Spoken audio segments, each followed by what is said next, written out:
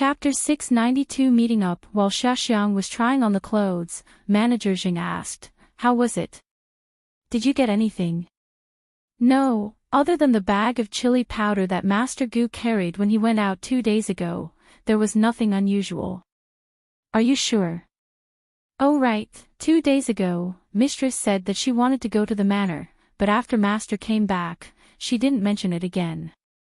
"Which exact day?" "The 13th.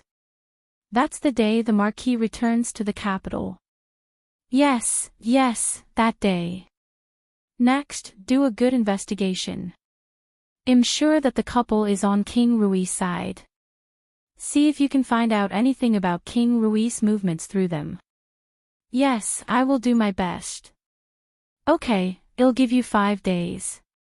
Give me a reply in 5 days." After Manager Jing finished speaking, he sized her up and said, "There's no need to change it.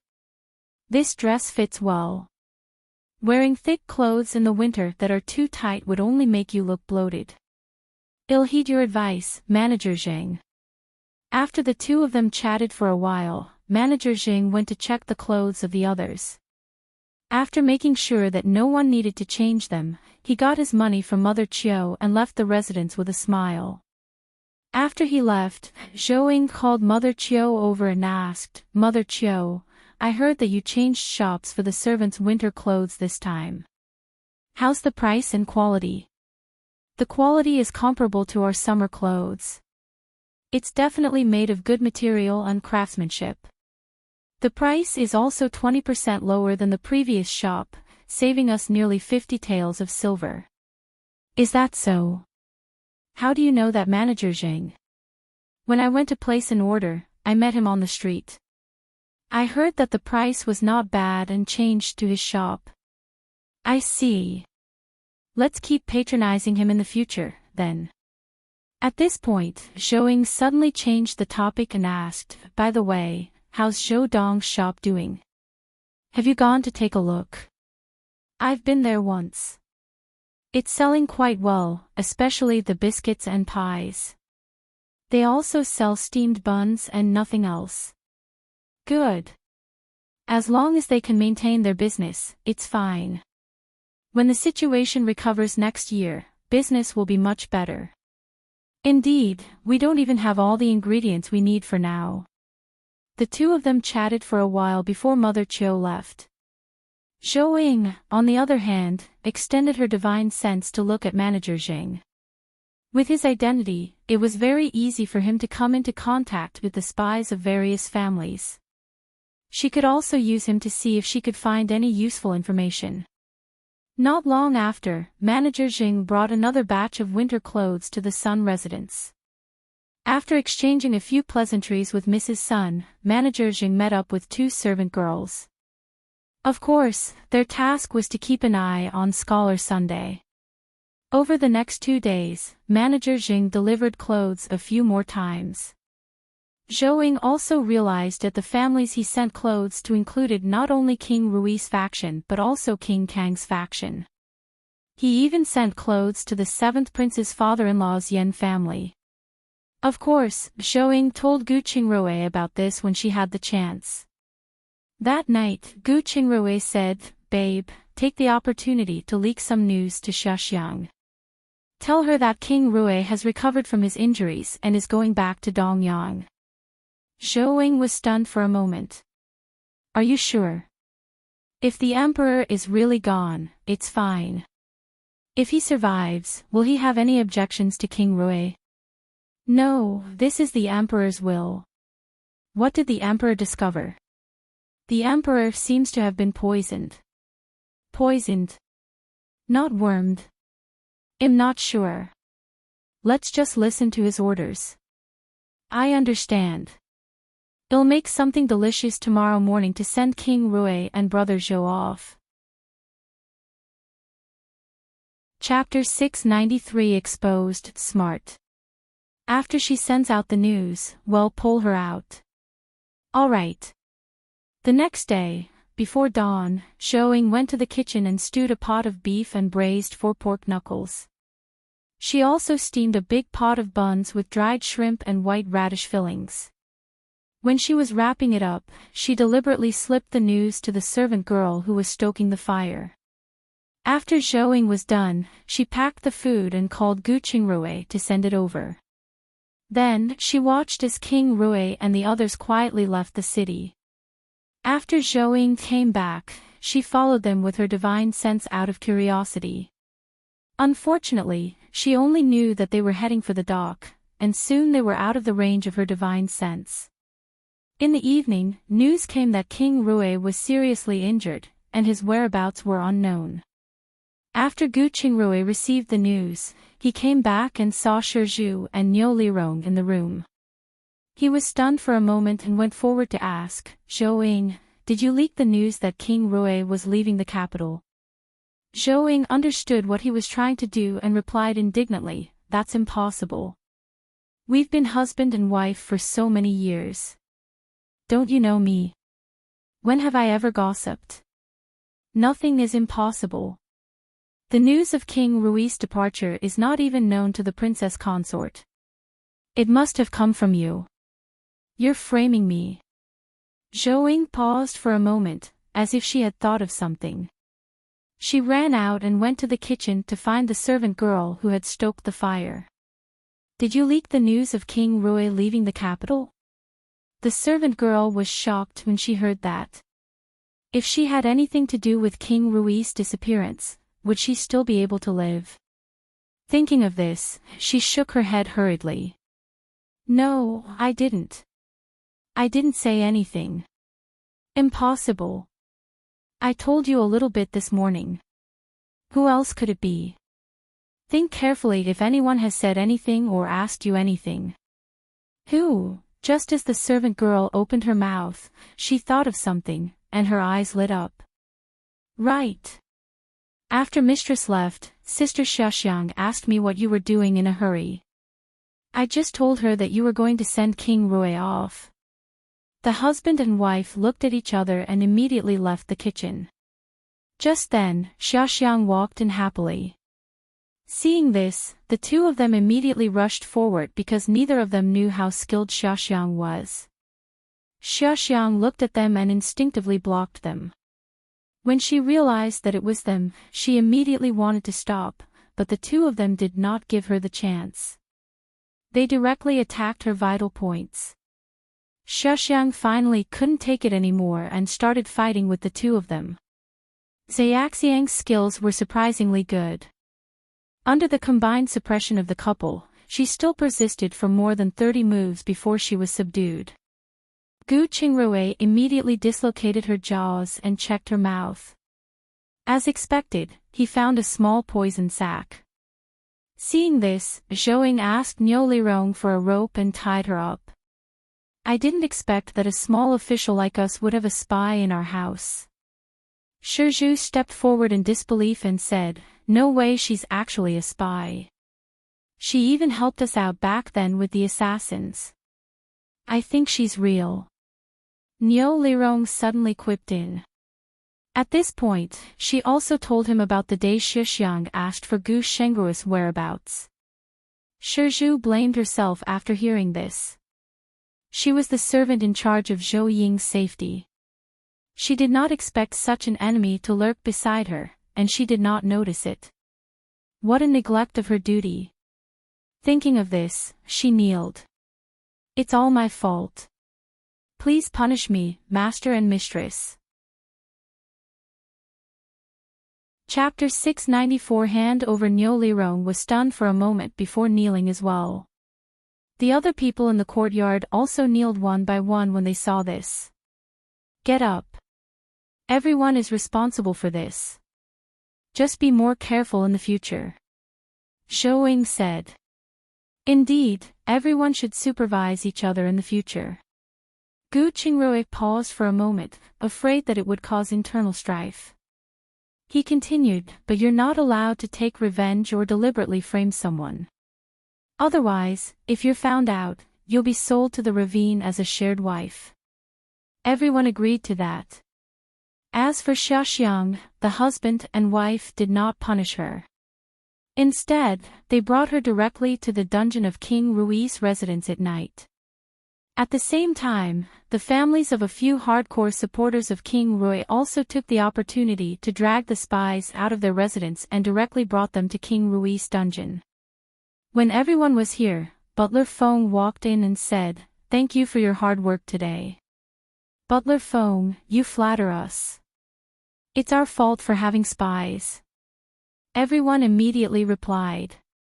"It's inevitable, there's even some here in the residence. Everyone, please return home for now.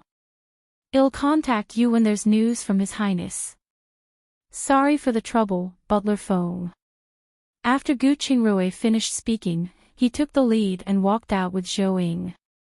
The others followed one after another. Butler Fong began to interrogate all the spies in the cell. However, Zhou Ying and Gu Qingrui did not return to the residence directly. Instead, they walked to Gu Wanning's courtyard. Knowing that she was still awake, they walked in. Gu Wanning, who was doing the accounts, heard that they were coming. She immediately put down what she was doing and came out to welcome them. Cousin-in-law, why are you here at this time?" After greeting them, Chun Shi served tea and sent the others away. Gu Qingrui saw that she was not worried at all and said, "It seems that His Highness had informed you before he left." "He mentioned mainly because he was afraid that we would panic." "Very good, we came here to send the spies from our residence. It just so happened that your cousin-in-law came with me together, and we also came to visit to see how you were doing." "I'm fine. I'm just a little busy." "Busy? His Highness isn't around, what are you busy with?" Zhou Ying asked in surprise. "The princess consort is about to give birth, so I'll temporarily take care of the arrangements in the residence. I didn't expect you to get along so well with her." "We didn't expect it either, but it's good this way. This way, I don't have to worry about sabotages every day." Gu Wanning looked at Zhou Ying and said, "Cousin-in-law, if you are not busy, you should come and visit me. It is very boring here in the residence. If you don't think I'm annoying you, sure. How can that be? I would be more than happy." After that, the three of them chatted for a while before the couple returned to the residence. At about midnight, King Rui changed into the clothes of a royal guard and followed Xiaoheng into the palace. He saw the emperor, who was already ill in bed.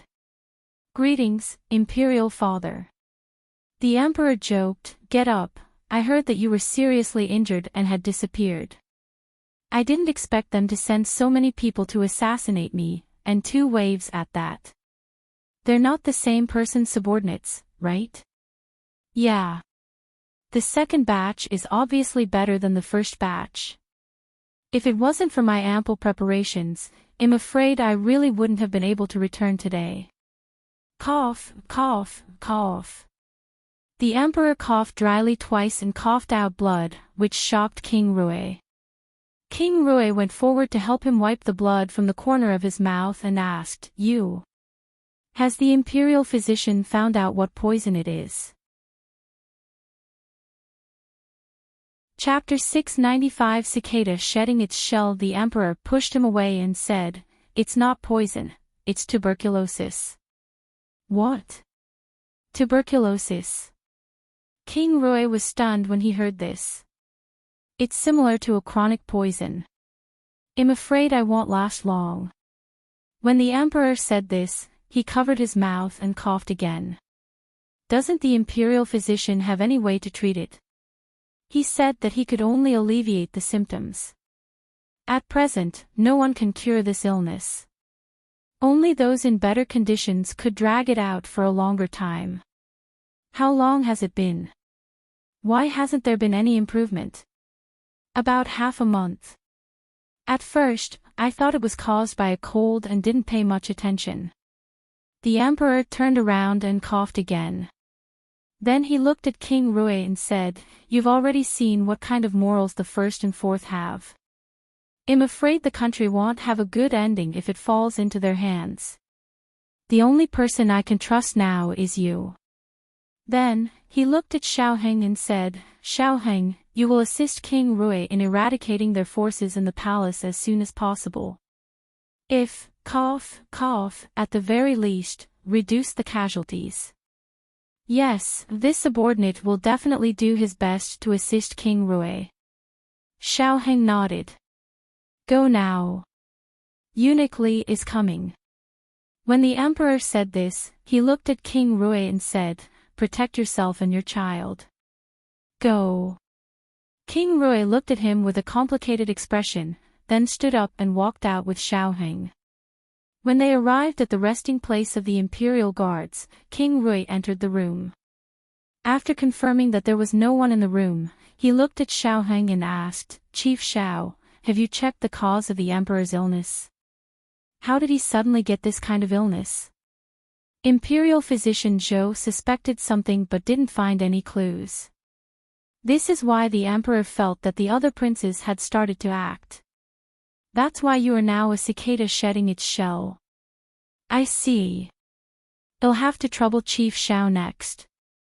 You're welcome. From tomorrow onward, you'll have a new face. I hope you can control your emotions and not arouse any suspicion.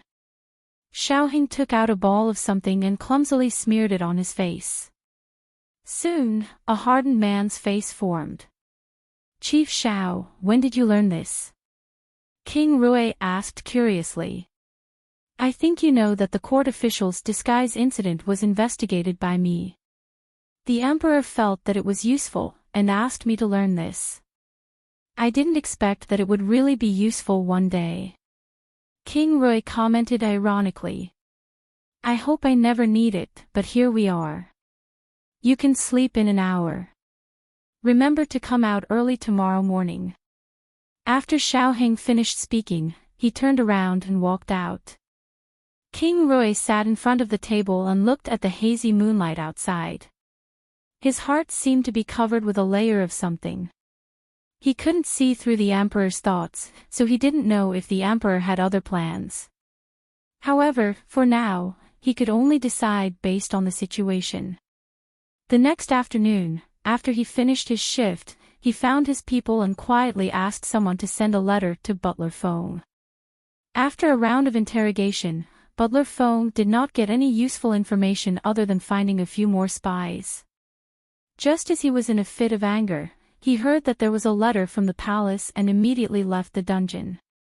After reading the letter and knowing that everything was going well for His Highness, Butler Feng burned the letter. Then, he said to the prison guard beside him, continue the interrogation. As long as they don't die, continue. Don't worry. Well, definitely pry open their mouths as soon as possible. The prison guard replied with a firm expression. Butler Feng thought of the stubborn faces of those spies and finally gave up persuading them. Instead, he rushed to eat breakfast. After dinner, he found Gu Wanning and said, Your Highness, I need your help with something. Chapter 696 A Call for Help. Uncle Feng, you're too polite. Please. Gu Wanning quickly asked him to sit down. I'll make it quick. Please use your own name to ask Lord Gu to come to the residence as soon as possible. Gu Wanning did not understand why he did not go personally. But she didn't ask any more questions. Instead, she nodded and said, All right, I'll arrange it immediately. Thank you. I will take my leave. After Butler Feng finished speaking, he turned around and walked out. After he left, Gu Wanning called Chun Shi over and said, Go to the Gu residence and tell my cousin that I'm sick. Ask him to come over and take my pulse. Mistress, are you sick? What's wrong? Chun Shi asked worriedly. It's nothing. I just feel weak and listless. I don't trust anyone else to take my pulse other than my cousin. When Chun Shi heard this, she did not think too much about it and immediately made a trip. However, Gu Qingrui was making medicine in the interspace. After Zhou Ying received the news, she asked, So your mistress said that she needs Qingrui to go over immediately? Yes, she told me that she was very uncomfortable. Chun, she nodded. I got it. Wait a moment. I'll call someone right away. Zhou replied thoughtfully. She turned around and went to the study room, called Gu Qingrui out of the inner space, and said, I'm afraid something's wrong. She looked quite energetic last night. I understand. I'll bring my first aid kit over now. Gu Qingrui kissed her and said, remember to look out for me. If anything really happens, you have to help me. After they left, Zhou followed them. However, as soon as Gu Qingrui entered the residence, he was stopped by Butler Feng. Butler Feng brought him out of Gu Wanning's courtyard for a walk. When they walked out, Butler Feng made sure that there was no one around before asking, Dr. Gu, I wonder if you can cure tuberculosis. When Gu Qingrui heard his question, he knew that this was the main goal of this trip. Moreover, the patient's identity was not simple. Otherwise, he would not have used Wanning as an excuse. Then, he asked, there are several types of tuberculosis and several stages. I can only draw a conclusion after I take the patient's pulse. What if it reaches the stage of coughing up blood? Blood? That would be the middle to late stages. At the moment, I can only suppress the illness. There was no possibility of a cure.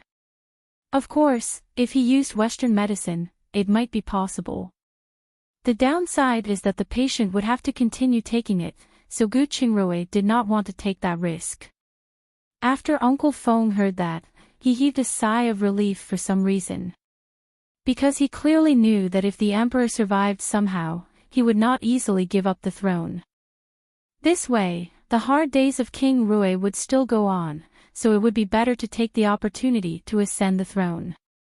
So, he asked, can you give me a prescription and see if it can be used to slow down the illness? Of course.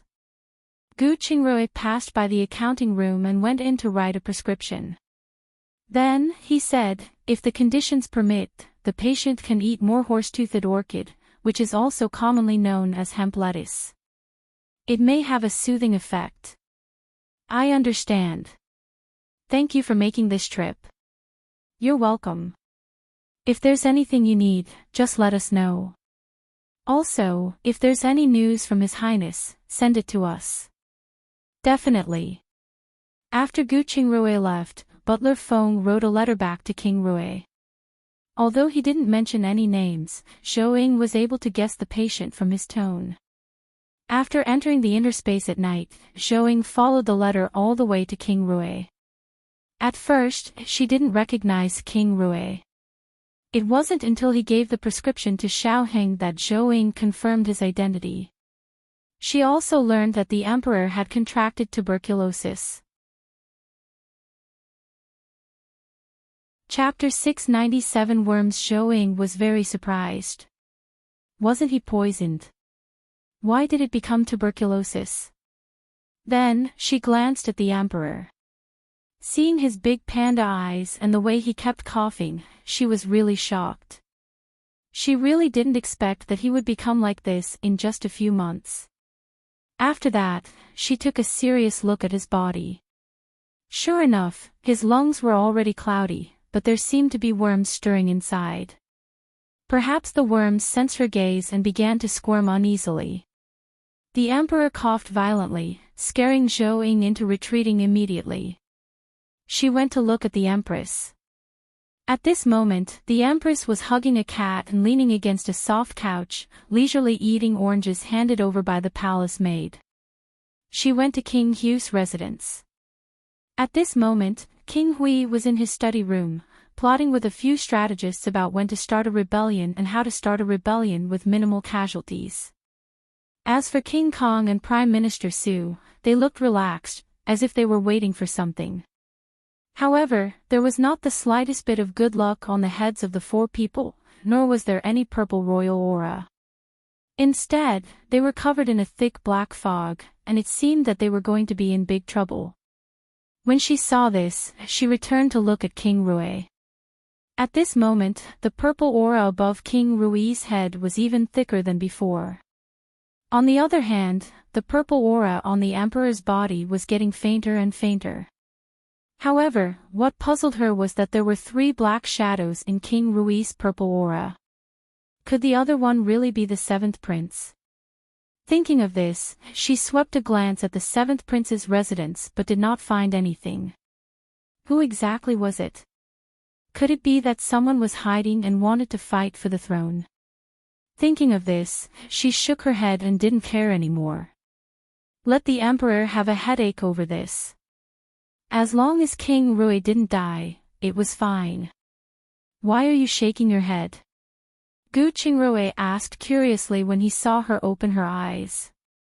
Zhou Ying did not hide anything and told him everything she had seen. It seems that the Emperor is wormed.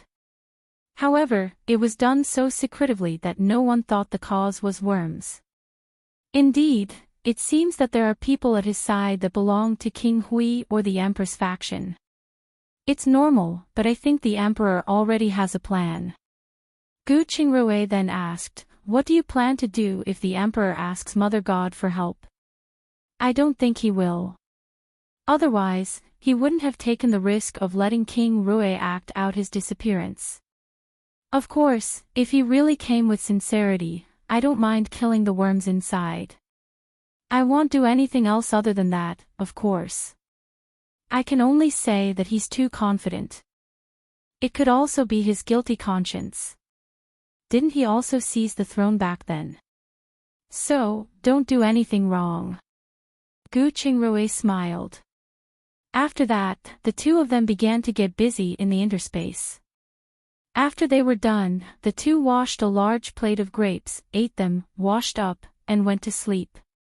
For the next 3 days, no matter what medicine the Emperor took, there was no effect at all. Of course, some people were happy and some were worried. In the end, under the persuasion of the Empress Dowager, the mother and son finally went to the Mother God Temple. Unfortunately, the Emperor's lungs were already riddled with holes. Even if Zhou Ying killed the worms, he still probably wouldn't live long. Zhou Ying still used her divine senses to force the worms out through the Emperor's windpipe. When the Emperor saw the red worms in a pool of blood, he suddenly thought of something and stepped forward to crush the bug to death. However, after the Emperor crushed the worms, he fainted. The accompanying imperial physicians immediately surrounded him, and after a round of first aid, they finally saved him. At the same time, in a village in the suburbs, an old man who was playing with snakes suddenly spat out a mouthful of blood and fainted. Chapter 698 Forced Abdication 1. Sun Wenhao, who was guarding the manor, was shocked. He immediately called the old man's aide over. After seeing the old man's miserable state, the aide's expression changed drastically. A backlash. The parasite worm is dead. Sun Wenhao's expression changed drastically after hearing this because he knew well who the parasite worm was with. He immediately called a doctor to treat the old man. As for him, he rushed to the capital. At the same time, when the Emperor crushed the parasite worm, a dark-skinned man among the guards had his face darkened and quietly retreated from the crowd. When King Rui, who was guarding the periphery, saw this, he immediately brought his men forward to stop him. What are you doing? I'm just going to the toilet. The guard demanded unhappily. I don't need to tell you the rules of the Imperial Guards. You should go back and explain it to Captain Xiao. King Rui said in a deep voice. The guard looked around and found that he was surrounded. Xiao Heng was also walking over unhappily. The guard simply raised his knife and slashed his neck. Seeing this, King Rui was shocked and quickly went forward to check. Unfortunately, the ruthless guard had no mercy, even to himself. Xiao Heng saw this and said to King Rui, when you return, remember to lead a team to raid his house. Now, no one is allowed to leave their positions without permission. Otherwise, they will be killed without mercy. Yes, Captain. King Rui replied and immediately brought his men back to their original positions. Xiaoheng looked at the sky sheepishly and then walked to the back of the line. At this moment, the emperor had also recovered. He devoutly led everyone to kowtow 3 times to the mother god, then left behind 10,000 taels of incense money before quickly rushing back to the capital with everyone. However, he was still a step too late. At this time, the palace door had already closed, and the empress and King Hui were already standing on the wall of the palace door. The Marquis of Dingon also ordered people to close the city gates. For a moment, the streets were a mess. Everyone was frightened and ran home. Seeing this, the emperor raised his head and looked at the empress and King Hui. "Are you sure you want to force an abdication?" What's there to force? Now, the civil and military officials are in our hands, and the Jade Seal, too. As long as you die, the country will belong to my son. After the empress gloated, she waved her hand at the ready archers. "Shoot! You are a traitor and will be punished by the heavens. Even if you get the throne, it will not be legitimate." At the same time, the Empress Dowager shouted angrily. "That's between us, and it has nothing to do with you." As the Empress said this, she personally snatched a bow and shot it at the Empress Dowager. However, it was quickly deflected away by a guard's sword. Then, the other arrows rained down. The guards were in a flurry. Although some were injured, they still protected the Empress Dowager and the Emperor. At the same time, the archers paused to redraw their bows. When the Emperor and the others saw this, they immediately retreated to the shops at the side. The Empress panicked and immediately ordered again, "Shoot, don't stop." However, arrows were no longer effective. The Empress was so angry that she slapped the person beside her. When King Hui saw this, he said, "Mother, calm down. We will just guard the palace gates. My 2 uncles are still outside, and they have brought 100 people with them. There is nothing to be afraid of." "That's true. Let's just sit here and wait." After the Empress finished speaking, she asked someone to bring 2 chairs over, and the mother and son sat down. The Empress Dowager looked at the Emperor with a face full of self-blame. "Son, it's mother who harmed you." The Emperor shook his head and patted his hand. However, he did not say anything and instead glanced at Xiaoheng. Xiaoheng nodded and then led the guards to get busy. Chapter 699 Forced Abdication 2. The Empress Dowager immediately shut her mouth and leaned to the side to rest. Seeing this, the Emperor also closed his eyes and began to rest. On the other end, after Gu Qingrui received the news, he went straight to Zhou Ying, who was crocheting underwear. "Babe, it's time. The crucial moment has arrived." Zhou Ying was stunned for a moment.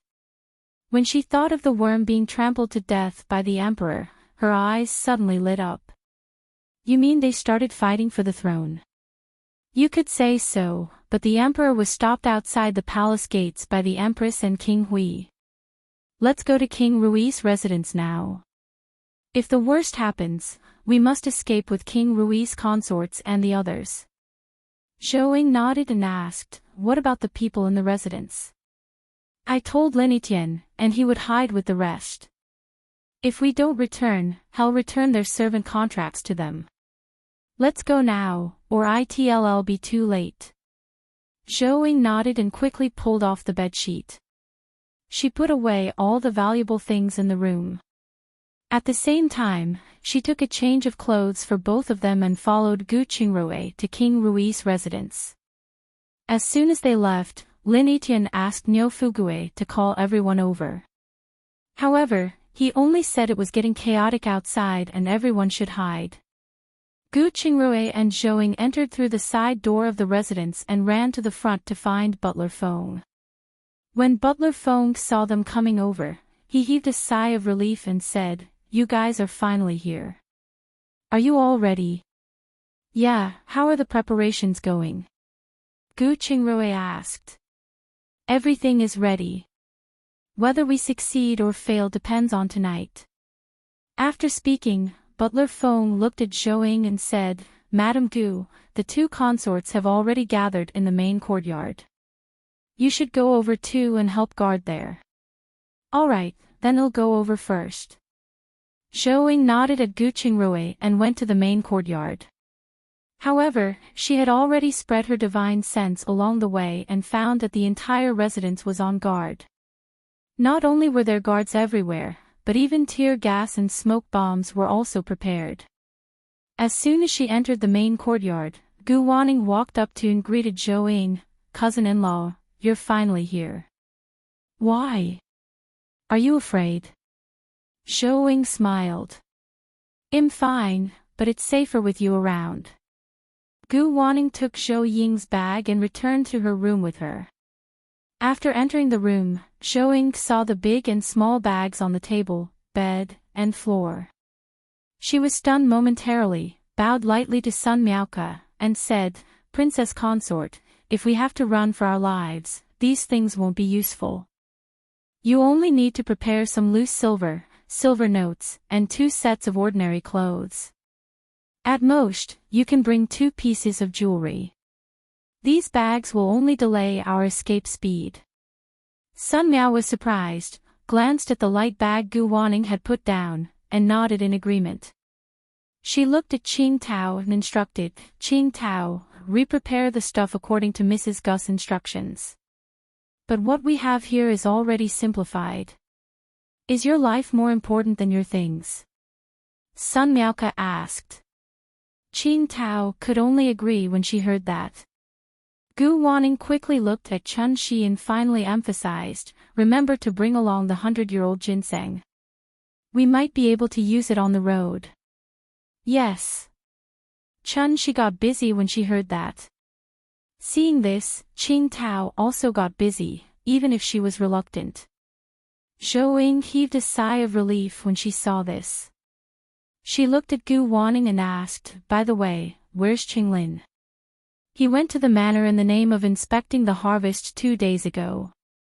Butler Feng said that he's safe and that I shouldn't worry.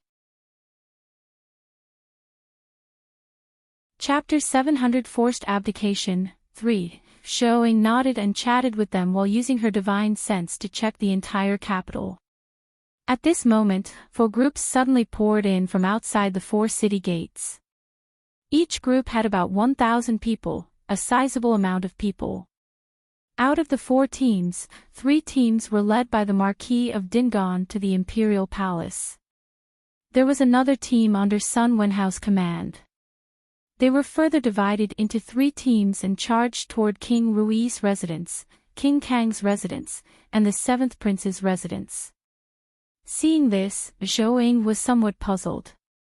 There were 20,000 imperial guards in the capital, and the garrison army, which was Lord Yan's army, amounted to around 100,000. Were they intending to use these 3,000 people to seize the throne? Wouldn't that be a farce? Zhou immediately looked at the imperial guards' encampment. She did not expect that everyone was drugged and the entire encampment was deathly silent. As for the garrison, other than the 2,000 people in the capital, they were all outside the city. Zhou couldn't locate their exact location. On the other hand, Lord Yan was tied up in the government office and looked highly anxious. At this moment, the invaders had already surrounded King Rui's residence. Zhou stood up and asked, do any of the maids in the courtyard know martial arts? I'm probably the only one who knows a little here. Gu Wanning glanced at everyone and raised her hand. Follow me and set up a few traps just in case. After Zhou finished speaking, she asked for rope, wine, lime powder, etc. Of course, she also took out a packet of knockout powder, itching powder, and tear gas powder under the cover of her bag, in small volumes, of course.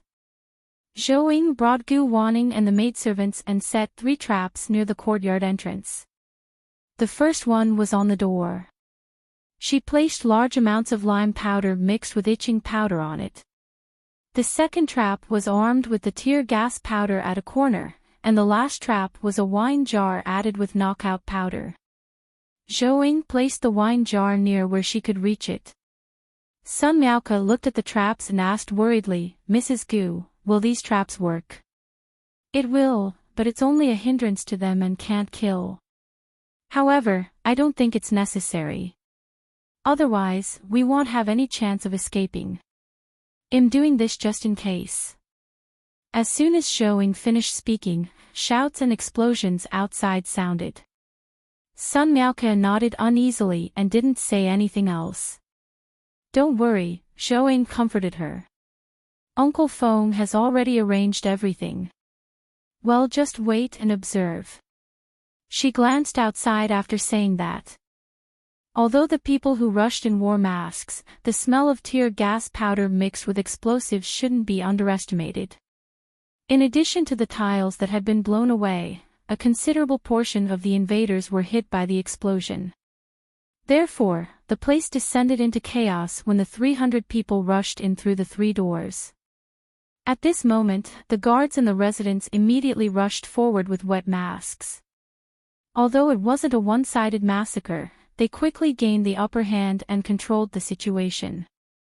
Zhou smiled when she saw this and looked at King Kang's residence. A real fight had broken out in King Kang's residence. King Kong was clearly prepared for this. 100 archers suddenly appeared, and their arrowheads were smeared with poison. The invaders outside didn't dare to enter, and the people inside didn't dare to come out either. They were in a stalemate. However, King Kong was clearly not in his residence, and both sides were only stalling for time. On the other side, in the 7th prince's residence, it was obvious that they were also prepared. Although there were no traps, at least 1,000 people were on standby. Moreover, it was obvious that they were elite soldiers, so the 300 invaders were quickly eliminated. Zhou couldn't help but sympathize with the emperor. It seemed his sons were not easy to deal with. Chapter 701 Forced Abdication 4. Could the third person who invaded King Rui's purple aura be really the 7th prince? But she didn't find anything unusual. Or was it that his ambition had yet to be exposed? The problem was that his body had no purple aura, and he did not have the fate to ascend the throne. After that, Zhou saw the 7th prince leading his men and rushing toward the imperial palace. Zhou followed after him. Wow, the Marquis of Dingan's 3,000 men were stopped by just 100 of the emperor's guards. It could be seen that the emperor was prepared before he left. Otherwise, his guards wouldn't have been equipped with so many arrows. After the rain of arrows stopped, many of the Marquis of Dingan's men were injured. Of course, there were also casualties among the imperial guards, but they were much smaller. Marquis of Dingan, if you stop now, I will let bygones be bygones. So what if you let bygones be bygones? You've already taken back the military power of the Southwest. Even if I survive this, it'll be a fate worse than death. Dingan spat hatefully. He waved his hand and shouted, "Go! Whoever kills the dog emperor will be rewarded with 10,000 taels of silver." As soon as he declared that, someone immediately rushed forward. Suddenly, 5 jars flew out of the house and exploded when they landed on the ground. Immediately, a series of miserable cries sounded, and the broken porcelain pieces injured many people. The survivors also soon fainted in a daze. When the Marquis of Dingan saw this, his face darkened. He was furious, but he did not dare to go forward. Instead, he muttered a few words to the person beside him. The man turned around and walked away. He commanded a few people to carry oil and cloth and quickly made simple torches. Just as the Marquis of Dingan ordered his men to start burning the house, the 7th prince rushed over with his men and shouted, "Stop, or you will be killed." What's a half-grown child doing here? It's better for you to go back and drink your mother's milk. The Marquis of Dingaan laughed and threw the torch in his hand at the seventh prince. The seventh prince was furious when he heard that. Suddenly, the thundering sound of hooves came from behind. More than 1,000 people were rushing to them. King Kong immediately rode his horse and quickly rushed in front of the Marquis of Dingaan. He raised his sword and slashed forward. "Traitor, go to hell." Marquis Dingaan had come from the battlefield after all, so he quickly turned around and dodged the slash. He then chopped off the horse's front hoof with a backhand slash. The horse let out a miserable cry. King Kong was forced to dismount and roll to the side, shouting, "Seventh, let's attack together." As soon as he shouted this, the men he brought along with the seventh prince's men immediately rushed over. The two sides were on the verge of clashing with each other. When the Marquis of Dingaan saw this, he immediately sent out a signal flare. Soon, Sun Qingfeng led a team of 1,000 imperial guards and rushed over from the encampment. They joined the battle, and the Marquis of Dingaan's side suddenly had the upper hand. At the same time, King Hui brought 1,000 men and rushed out of the palace. They were heading for the emperor and rushed over quickly. But after breaking into the safe house, the one who was apprehended was not the emperor but King Hui. King Hui looked at the person behind him with a dumbfounded expression. The man smiled and said, "I have to thank King Hui for your disguise's methods. Take him away."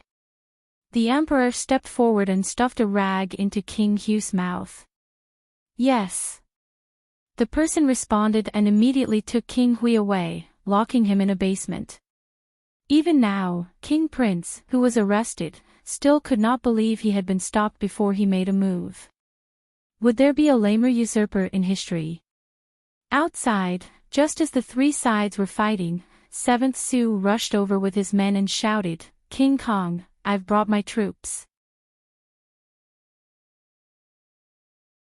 Chapter 702 Forced Abdication, 5, Very good, immediately annihilate the rebels.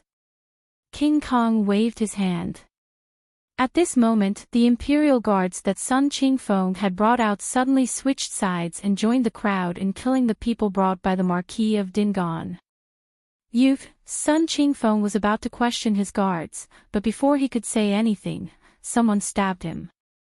"Son!" Marquis Dingaan shouted in shock. He quickly raised his sword and joined the battle. However, with the enemy outnumbered, the Marquis of Dingaan's men were quickly killed. In the end, the Marquis of Ding was also killed by a barrage of 5 people. When the son of the Marquis of Dingaan arrived with about 10,000 people, he saw this and shouted angrily, leading his men to rush in. King Kong, the seventh prince, and the others could only counterattack with all their might. The rebels were quickly suppressed. Just as they were about to flee, Heartwarming and Yan Zhiwu brought 50,000 soldiers and quickly rushed over.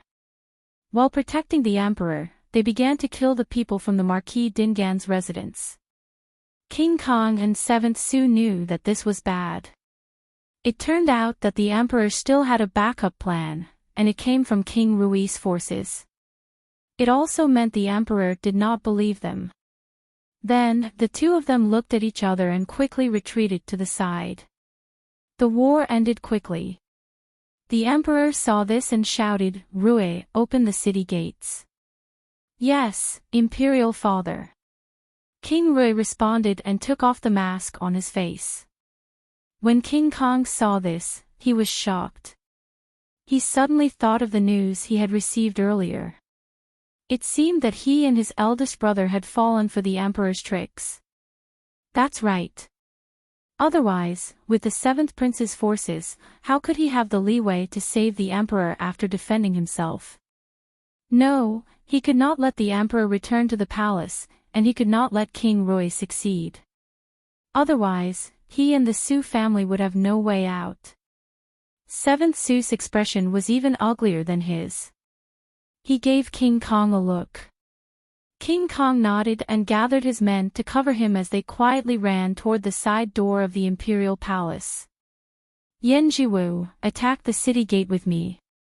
Zhou Huaiming cleaned up the battlefield and raided Marquis Dingan's residence. King Rui stepped forward and ordered. Yes. The two of them responded and quickly separated. Yan Jiwu led his men behind him and rushed toward the palace gate. Cough. At this moment, the emperor started coughing violently and coughing up blood. It made people's hair stand on end. The Empress Dowager quickly went forward to support him. Son, what's wrong? How can it be so serious? The emperor shook his head. Mother, I'm fine. I feel better after coughing up that lodge of blood. This damned empress, after returning to the palace, I will personally flay her. The Empress Dowager cursed. King Kong clenched his fists when he heard that. He was silently cheering for the Empress at this point. Even if he couldn't get rid of his third brother, he had to kill the Emperor first. Otherwise, he would have no chance of ascending the throne. At this moment, the Empress had already fainted when she saw that everyone from the Marquis of Dingan residence was dead. King Rui had also arrived at the palace gate. He shouted directly, "The people inside, listen up. Surrender now, and I'll release you without charge. Otherwise, you will be killed without mercy." As soon as he declared this, there were quite a number of people who were moved. After all, the Marquis of Dingan and King Hui clearly no longer had a chance, and there was no need for them to stick with losers. "Will you really let us go?" someone asked immediately. "A gentleman keeps his word, but your job will be gone." Of course, King Rui's shout also woke the Empress up. She immediately screeched, "Don't be stupid. Rebellion is a great crime that will result in all 9 generations' execution.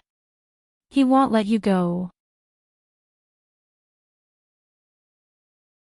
Chapter 703 Forced Abdication 6. Your entire family will definitely be exterminated. As for the others, as long as they make amends now, I will not make things difficult for them. The Emperor looked at the Empress coldly. When the Empress heard this, she picked up a brick from the side and was about to throw it at the Emperor. However, just as she raised the brick, a soldier grabbed her arm and knocked her unconscious. Of course, some of them were loyal to the Empress, so the city wall descended into chaos. Seeing this, King Rui walked to the palace gate and shouted, "Those inside, listen up. If you open the palace gates now, I'll forgive you. If you wait for our 30,000 soldiers to charge in, you won't be able to retreat. Open the palace gates." Yan Jiwu raised his hand and shouted. The soldiers behind him immediately echoed loudly, "Open the palace gates, open the palace gates, open the palace gates." Then, the more they shouted, the louder they became. In the end, the shouts were uniform, and the entire capital heard them clearly. When the gatekeeper heard this, he did not dare to delay and immediately opened the palace gates. When King Rui saw this, he directly rushed in with his men and watched over all the people guarding the gates. He also led his men up the city wall and quickly took down the Empress faction. After King Rui left his men to defend the place, he personally escorted the Empress down the city wall. At this moment, the Empress Dowager and the Emperor had also stepped into the palace once again. The Emperor saw the Empress being escorted by King Rui, and he said to Xiaoheng, "Send a few people to personally take the Empress and King Hui into the imperial prison. Don't let them escape." After saying that, he walked into the palace with King Rui. Xiaoheng ordered a few people to escort the Empress and King Hui away before following the Emperor into the palace. When they were about to reach the court, suddenly, more than 10 arrows, shining blue under the light of the torches, shot toward the Emperor and King Rui. King Rui, Xiaoheng, and Yan Jiwu quickly stepped forward and blocked the arrows with their swords. However, one of them still shot toward the Emperor's chest quickly and accurately. It was too late for the others to save him, but the Empress Dowager managed to push the Emperor away and fall in the opposite direction. Before everyone could recover from their shock, another volley of arrows was shot. Their goal was clear. They were here for the father and son. Shield! King Rui stood in front of the Emperor, blocking the arrows with his sword as he shouted.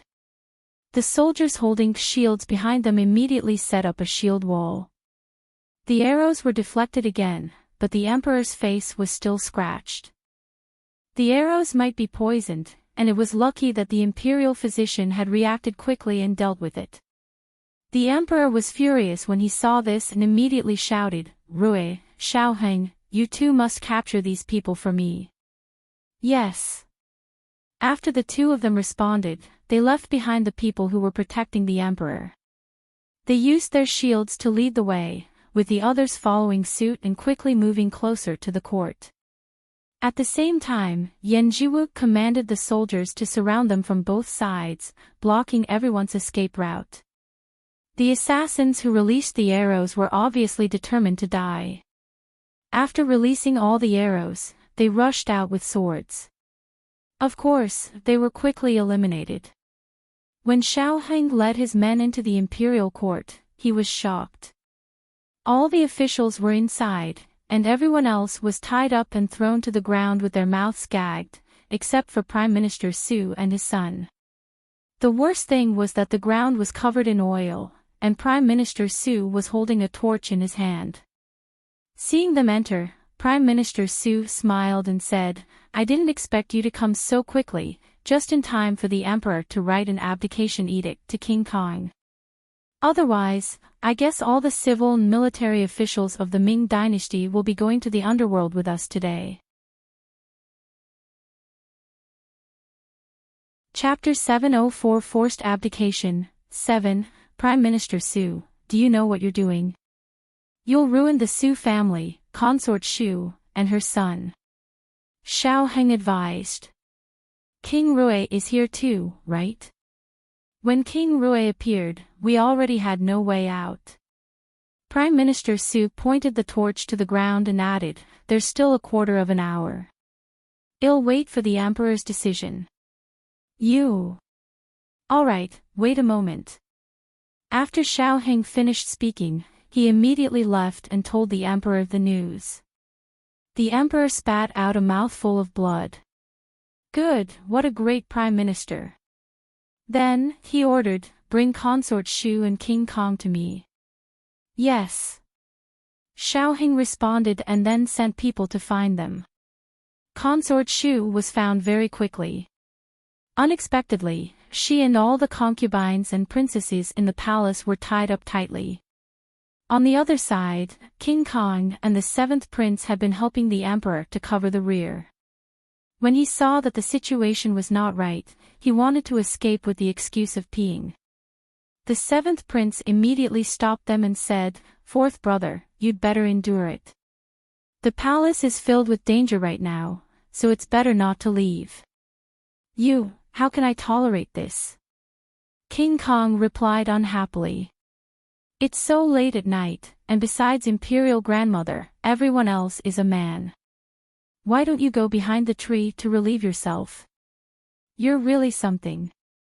I'm just thinking about your safety. After the seventh prince finished speaking, he ignored him. At this moment, Xiaoheng walked over and said, "King Kong, the Emperor has invited you." King Kong nodded and followed Xiaoheng. After seeing the Emperor, before he could bow, the Emperor raised his hand to stop him and said, "Follow me." After saying that, he walked toward the imperial court with Xiaoheng. Consort Shu was also escorted up. Seeing this, King Rui followed them in. King Kong was shocked when he saw the situation in the room. He had thought that his eldest cousin had come in to send a message to his uncle to cancel the plan. He did not expect them to carry out the original plan. But there were still 50,000 soldiers outside. So what if they got the imperial edict? In the end, they would still have to surrender obediently. When Consort Shu came in and saw the situation in the room, she was so frightened that she almost kneeled. What was he doing? Did he want to burn her to death? Thinking of this, she struggled as she looked at the emperor. Seeing this, the emperor asked Xiaoheng to remove the rag from her mouth. Consort Shu, your big brother wants me to write down the edict of abdication and pass the throne to King Kong. I wonder what you think of this. Consort Shu didn't know how to answer. If she said she wanted the same, she would probably die the next moment. However, if she denied it, then the Su family would end up miserably. She and her son would probably not be any better. At the thought of this, she could only look at King Kong. At this moment, King Kong was also at his wits' end. He had also thought of what Consort Shu had thought of. Moreover, he thought deeper. He knew that even if he denied it, neither the emperor or the third prince would allow him to live. The emperor looked at his conflicted expression and sneered inwardly. How could such an indecisive person be the emperor? Kong, what do you think? King Kong hesitated for a moment before seeing that Xiaoheng had already released Consort Shu. He quickly pushed the emperor toward King Rui, then dragged Consort Shu and ran toward Prime Minister Su. After the emperor stood up, he looked at Prime Minister Su and asked, Prime Minister Su, I'm giving you one last chance. Do you really want to force the abdication? Isn't it obvious? Now it depends on whether you choose the civil and military officials or your own throne. Chapter 705 Forced Abdication, 8. I'm afraid that once I write this edict, the dynasty will soon change names. The emperor sneered. King Kong was stunned for a moment. After understanding what he meant, he looked at Prime Minister Su thoughtfully. Even Consort Shu looked at Prime Minister Su warily. Prime Minister Su sneered and looked at the emperor. If you want to delay time and wait for the torch to go out before taking action, then there's no need. Not only do we have matches, but we also have 2 more torches. You know very well whether it's true or not. The emperor looked at King Kong and continued, I don't think you know yet. 7th Su has bought many properties behind your back all these years. Even the Gu family's businesses in other places have been taken over by 7th Su. Moreover, he used your name to bully and occupy many lands.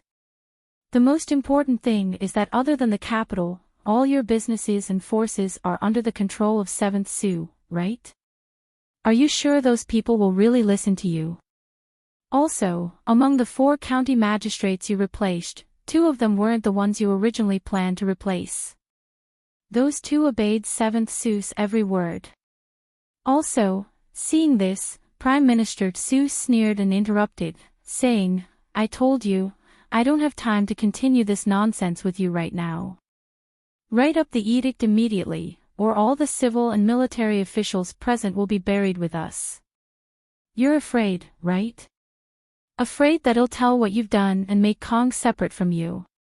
You've already done it, don't tell me you don't dare to admit it. What a coward. Indeed, but how can I be more cold-blooded than you? We can't even count the things you've done. Take the Zhou family, for example. Back then, the Zhou family, while they were rambling on, the people tied up behind them, especially the military officials, began to think of ways to save themselves. Zhou Ying saw this and helped them. Of course, she didn't make it too obvious that she was helping.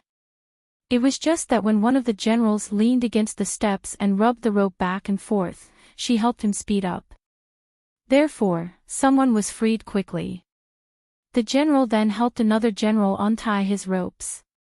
Soon, all 4 generals had untied themselves.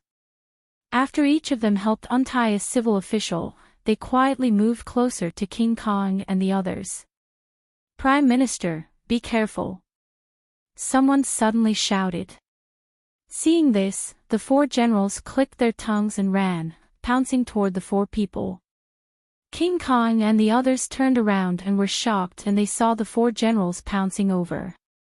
King Kong and 7th Su immediately clashed with the generals and fought back. Prime Minister Su pulled Consort Shu into his arms and turned to look at the emperor. However, the moment they turned around, Xiaoheng and King Rui had already rushed over. The 2 of them had already arrived in front of Prime Minister Su. Xiaoheng grabbed Prime Minister Su's hand and held the torch tightly. King Rui pulled Consort Shu aside and kicked Prime Minister Su in the stomach. Prime Minister Su's grip loosened when he felt the pain, and Xiaoheng immediately snatched the torch away. Just as everyone heaved a sigh of relief, Prime Minister Su's in-law, the Minister of War, rushed over and knocked away the torch. It seems that even the heavens are on my side. Prime Minister Su laughed when he saw this. However, his laughter stopped halfway. Although the torch had been knocked down, it did not reach the ground. Instead, it stopped in the air and floated. The emperor was delighted at first, but at the same time, he heaved a sigh of relief. He quickly thought of something and immediately kneeled. "Thank you, Mother God, for saving us." Everyone was stunned by his declaration and immediately kneeled together, thanking Mother God. However, there were also people who cursed Mother God for being a busybody, such as Prime Minister Su and his diehard supporters. Seeing this, the emperor thanked Mother God once again. He then ordered Yan Jiwu to bring his troops in and arrest all the people who cursed against Mother God. Chapter 706 Forced Abdication, 9. At this point, everyone heaved a sigh of relief. Eunuch Li quickly arranged for the palace servants to start cleaning the court with alkaline. After the emperor saw that everything was over, he fell straight to the ground. After a round of emergency treatment, King Rui looked at Headmaster Zhou and said, "Imperial Physician Zhou, how is my father? When will he wake up?" "It's hard to say." Although Mother God cleared the parasitic worms in the emperor's body, they still damaged his lungs.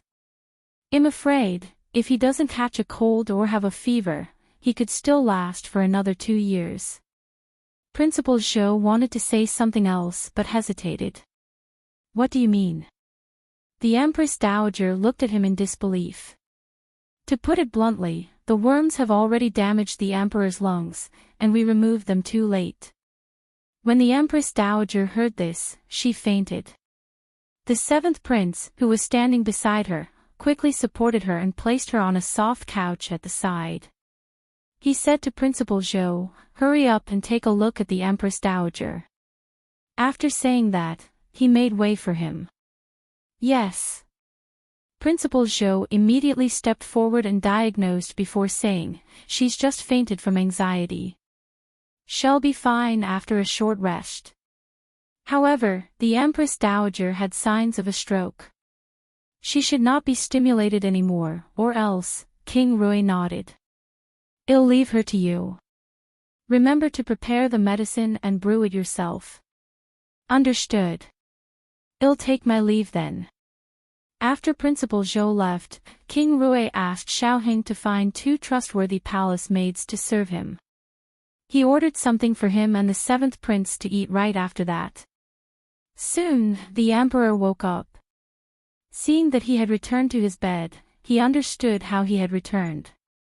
He looked at the palace maid who was guarding at the side and asked, "Who's guarding outside?" "It's King Rui and the 7th prince. They're eating now." The palace maid replied. Cough, cough, put. The emperor had just opened his mouth when the 2 brothers ran in one after another. "Father, how are you feeling?" the 7th prince asked. "I'm all right. How's the situation outside?" The emperor looked at King Rui. King Rui stepped forward and reported, "Everything is normal. Eunuch Li has brought people to clean up the oil in the court. Xiaoheng and Zhou Huaiming have brought the soldiers to seize the traitors' houses. Keep an eye on this. Don't let off any of the loyal followers of Hui and Kong." The emperor waved his hand and added, "You can all go home. Come early tomorrow morning." "But your body," King Rui wanted to say something but hesitated. "I heard Imperial Physician Zhou's words. Don't worry, it'll be fine for a while." "Indeed, I'm here. Don't worry." At this moment, the Empress Dowager walked in with the help of Granny Lu. "All right, well, go home for now and come back tomorrow morning." When King Rui saw the Empress Dowager was awake, he immediately turned around and walked out. However, he still called Eunuch Li to look after the emperor. On the other end, seeing that King Rui had returned safely, Zhou Ying and her husband greeted him and went straight back to their residence. After the seventh prince returned the soldiers to Yanjiwu, he chatted with him for a while before returning to the residence and falling asleep. The emperor and Empress Dowager drank their medicine, and the emperor asked, "Mother, what do you think if I abdicate?" "As a mother, I hope that you can do that. After abdication, you can take good care of your body. But it still depends on your intentions." The emperor nodded and asked, "What do you think about passing the throne to Rui?" The Empress Dowager was stunned for a moment and shook her head. "I don't understand all this politics. Think about it and decide on whoever you think is suitable." Although she liked kind Rui, she knew the emperor's personality all too well. If she really said it out loud, she wasn't sure what he would think. For the sake of the family's peace and safety, she would definitely not participate in this. Chapter 707 exposed. The emperor nodded and did not reply. After that, the two of them drank their medicine and ate something before going to bed. The next day, due to the seizing of properties, the city gates of the capital were not opened. The capital was basically in chaos. King Rui was mainly responsible for handling this, so he was very busy. Meanwhile, Zhou Ying was leisurely drinking tea at her residence. She spread out her divine senses to watch the commotion, especially at Marquis Dingon and the people from the Su residence. In fact, King Hu's residence and King Kang's residence were almost completely searched. All the perpetrators were also brought to the Ministry of Justice. She mainly wanted to see if there were any fish that escaped the net. Since they had already become sworn enemies, she did not want an avenger to pop out one day and seek revenge on her. Therefore, she counted the total number of people in the two residences and was surprised that they had left a backup plan. The Marquis of Dingon and the grandson of the Liu family had already disappeared. Although the Su family was all accounted for, there were obviously 4 children among them who were replaced. Their timid appearance did not look like that of a young master or young lady of a prominent family at all. Obviously, Xiaoheng had also discovered this. Yanjiwu was currently searching the entire capital. Seeing this, Zhou Ying immediately used her divine senses to conduct a carpet search in the capital. The 2 grandsons of the Marquis of Dingon were quickly found in a private residence in the southern city. They were disguised as a family of 4 with a husband and wife. Zhou Ying wrote down the address of the house in scribbles and threw it to the soldiers who were investigating. As for the Su family's children, they had obviously left the capital. She spread out her divine senses and went out of the city to investigate. As she did so, she discovered that the range of her divine senses had expanded once again. Soon, she discovered a suspicious caravan heading south. The main thing was that although the 4 children were asleep, their eyes were swollen like walnuts. It was obvious that they had cried. She also recognized the little girl among them. She looked 70% similar to 7th Su. She was also the youngest child inside. Even when she was asleep, she twitched. It was obvious that she had cried herself to sleep. Zhou Ying couldn't bear to see this, but looking at the hundreds of people escorting them and more than 10 boxes of gold, silver, and jewelry, she knew they were planning to re-establish their bases. In the end, she threw a piece of paper to King Rui. It was also written in the most childish-like handwriting possible. After finishing the main things, the next thing to do was to watch the show. What she did not expect was that the original magistrate of Pingyang Prefecture, Lord Zhao, did not escape the fate of being raided. His whole family was also imprisoned. At night, after Gu Qingrui returned to make sure that there were no outsiders in the house, he looked at Zhou Ying and asked softly, "Were you the one who sent the letter to King Rui?" "That's right, Prime Minister Xu's backup plan is too thorough. For the sake of the future, it's better to be careful." "What's the matter? Has King Rui noticed anything?" Zhou Ying asked. "No, he guessed that Mother God did it. It's just that the handwriting, it would damage the image of Mother God. If such a thing happened again in the future, you could just print your message from your interspace." Gu Qingrui smiled. Zhou Ying rolled her eyes at him and said, "Yeah, but I was afraid that it would take too long. Is there anything special you want to eat tonight? I have already asked the kitchen to prepare porridge and side dishes. You can arrange it. We'll talk about it at night." "All right." "Oh, there are quite a number of shops and farms that have been confiscated this time. We have to think of a way to get a better manner and suitable shops. Otherwise, we might not have the chance to buy them in the future. Don't worry, I'm keeping an eye on this matter. I've set my eyes on a manor and a restaurant. King Hui specially used the manor for livestock breeding, and it occupied an area of about 500 hectares. It's also in a mountainous area. It was said that there are many peach trees, pear trees, and apricot trees planted there. As for the shop in the western part of the city, it was originally the Gu family's restaurant. Later on, it was snatched by King Hui. Now, it could be considered to have returned to the Gu family." Chapter 708 Notified. How about the price? "I haven't decided yet, but it shouldn't be a problem." "That's good. This way, we don't have to worry about the meat dishes in the two restaurants." "That's what I thought too. We'll see how things turn out. If we still have some money left, we can buy another ordinary manor and store more food." "All right, just make the arrangements. As for the money, you don't have to worry. Don't forget that there are many treasures in our interspace." When Gu Qingrui heard her say that, he immediately recalled the money she had received from Marquis Dingan's two families. "When you take those things out, check them clearly for any marks. Don't wear any marks, or you'll get into trouble." "I will. I'll clean it up properly later." "Master, mistress, dinner is ready. Do you want to eat now?" Qiuxiang walked in and asked. "Let's eat now," Zhou Ying replied. After Quixiang left, the couple got up and washed their hands. After sitting down, Gu Qingrui asked, "With Xiaxiang gone, the main courtyard is short of one person. You found a suitable person?" "No, but I'm just afraid that they won't be able to handle the additional workload."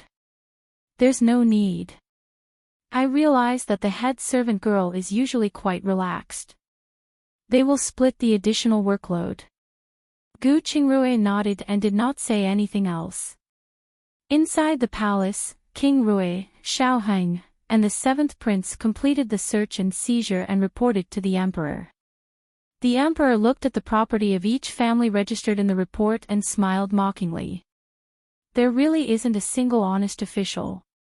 According to the butler of the Marquis of Dingan residence, there were still nearly half of the treasures in the Marquis of Dingan residence that weren't there. However, when I interrogated them, they all insisted that it was stolen. I personally went over to take a look, and indeed, it was gone. I'm not sure if there's any more treasure outside. Are you sure everyone is accounted for? Yes, they are all here. Originally, the Sun and Su residences had sent their descendants out, but they were caught after being notified by someone. The last page of the Sioux residence report is about the treasures that had been recovered and their 4 grandchildren. Someone notified you. Mother God. That's my guess. Ordinary people don't have such speed unless they're keeping an eye on the 2 families. The Emperor nodded in agreement. You may leave. Keep an eye on everyone for the next 2 days and see if you can still fish anyone else out. Yes. The 3 of them replied at the same time and turned to leave. The Emperor called Eunuch Li in and asked him to summon King En and King Xian. After the 2 came in and saluted, they asked, Emperor, are you feeling all right? I'm fine for now. Sit. I called you here today because I have something to discuss with you. What do you want to talk about? Asked King Xian after the 2 of them sat down. Tomorrow, after dealing with this farce, I plan to abdicate. I also hope that you can wholeheartedly assist the new emperor in the future. King En and King Xian were shocked and they heard that. They really did not expect him to abdicate. But when they saw his pale face, they looked at him with worry. Seeing your expressions, I'm gratified. I'm not afraid to tell you that there is indeed a problem with my body. Of course. You chose King Rui, right? King Xian nodded and asked. King En also looked at him curiously. It seems he has some popularity. I'm here to ask you to help him in the future. Chapter 7096 Imperial Edicts. Don't worry, this is our young family's territory, we will do our best. King Xian reassured the emperor. Indeed, but the new emperor is still young. You have to take care of your health and give him guidance for 2 more years. King En added. I'll try my best. The emperor looked at King Xian and said, Brother, I'll leave the new emperor's ascension to you. Make it as grand as possible, and make a good start. I hope that our country can prosper. I understand. Don't worry. After that, the 3 of them chatted for a while more about the matters of the imperial court before King En and King Xian took their leave. After they left, the emperor gave Eunuch Li a look. The reason he leaked the news in advance was to see if there were any remaining dissenters or traitors inside and outside the palace. Eunuch Li nodded and went to make the arrangements. Fortunately, the night passed safely. The next morning, the emperor announced 6 imperial edicts. The first was to confer King Rui the title of crown prince and ascend the throne in 7 days. Second, the empress, concubine Shu, King Hui, and King Kong forced the palace to rebel. They were granted a cup of poisoned wine. The families and ministers of the 2 kings would be buried with them. Third, the Marquis of Dingon was stripped of his title, all 3 generations beheaded, and the other 6 generations exiled to the north. King Hu's main collaborators were also to be beheaded, and 9 generations were exiled to the north. The fourth was to behead the Su family within 3 generations and exile the remaining to the southwest. King Kang's collaborators were also to be beheaded, and 9 generations were exiled to the southwest. Fifth, all their servants would be scattered and sold to the capital. Sixth, the confiscated land and shops would be sold by the government at market price, and the silver obtained would be paid to the national treasury. After the court session, the Minister of Official Affairs, Lord Hong, chased the emperor to the royal study and kneeled with a thud. Emperor, I beg of you, on account of this old minister's many years of loyalty, please have mercy and spare my daughter's life. I guarantee that she will not rebel. Rise. After the emperor finished speaking, he thought of his performance in the past 2 days and waved at Eunuch Li. Eunuch Li immediately understood. He led everyone out and stood guard outside the door. The emperor then walked to Lord Hong's side and said, I heard that your brother-in-law's youngest daughter, Li Jun, is 18 years old. I also heard that she had been raised in a temple because of her weak constitution. In my opinion, it's better to bring her to a mother god temple for some prayers. Perhaps Mother God can bless her, and she may recover. Lord Hong was confused. His brother-in-law back in his hometown did have a daughter called Lily June, but she died 8 years ago. What blessing would a dead person need? Thinking of this, he froze for a moment and looked at the emperor in disbelief. Hong Suji is consort Kong. She must die, the emperor said firmly.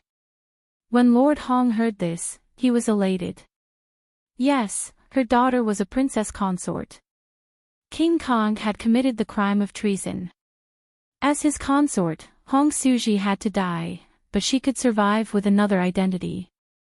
I understand. Then, I'll inform you when the time comes. Thank you, Your Majesty. Thank you, Your Majesty.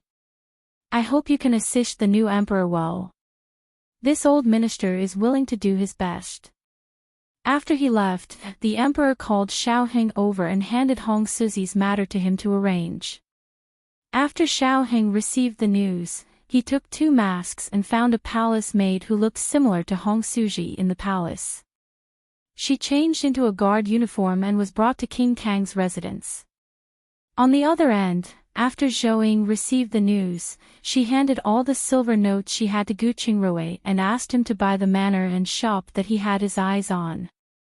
Later that night, Gu Qingrui handed her 3 contracts and said, I also bought an ordinary manor that belongs to the Su family. There's 2,000 acres of land, 500 acres of rice, 100 acres of sweet potatoes, and the rest are planted with radishes and cabbages. This way, we won't have to worry about not having food to eat this winter. Chapter 7:10 Who are you, indeed? In the future, we don't have to worry about food on the surface. After Zhou Ying finished speaking, she put the red contract in her interspace. Master, someone is here to visit. She says she's your older sister. Shizhu ran in and said, Sister. The husband and wife looked at each other and were stunned.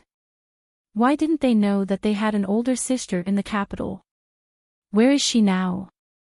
Gu Qingrui asked directly. In the guest room in the front courtyard. I noticed she seemed quite anxious. They're guests, so let's go and take a look. Gu Qingrui pulled Zhou Ying up and walked out. When they saw the haggard woman standing in the room uneasily, the 2 of them were stunned. They didn't know this person at all. Lord Gu, Madam Gu, please save my master. The woman kneeled down before they could speak. Did you find the wrong person? We don't know you. Zhou Ying asked directly.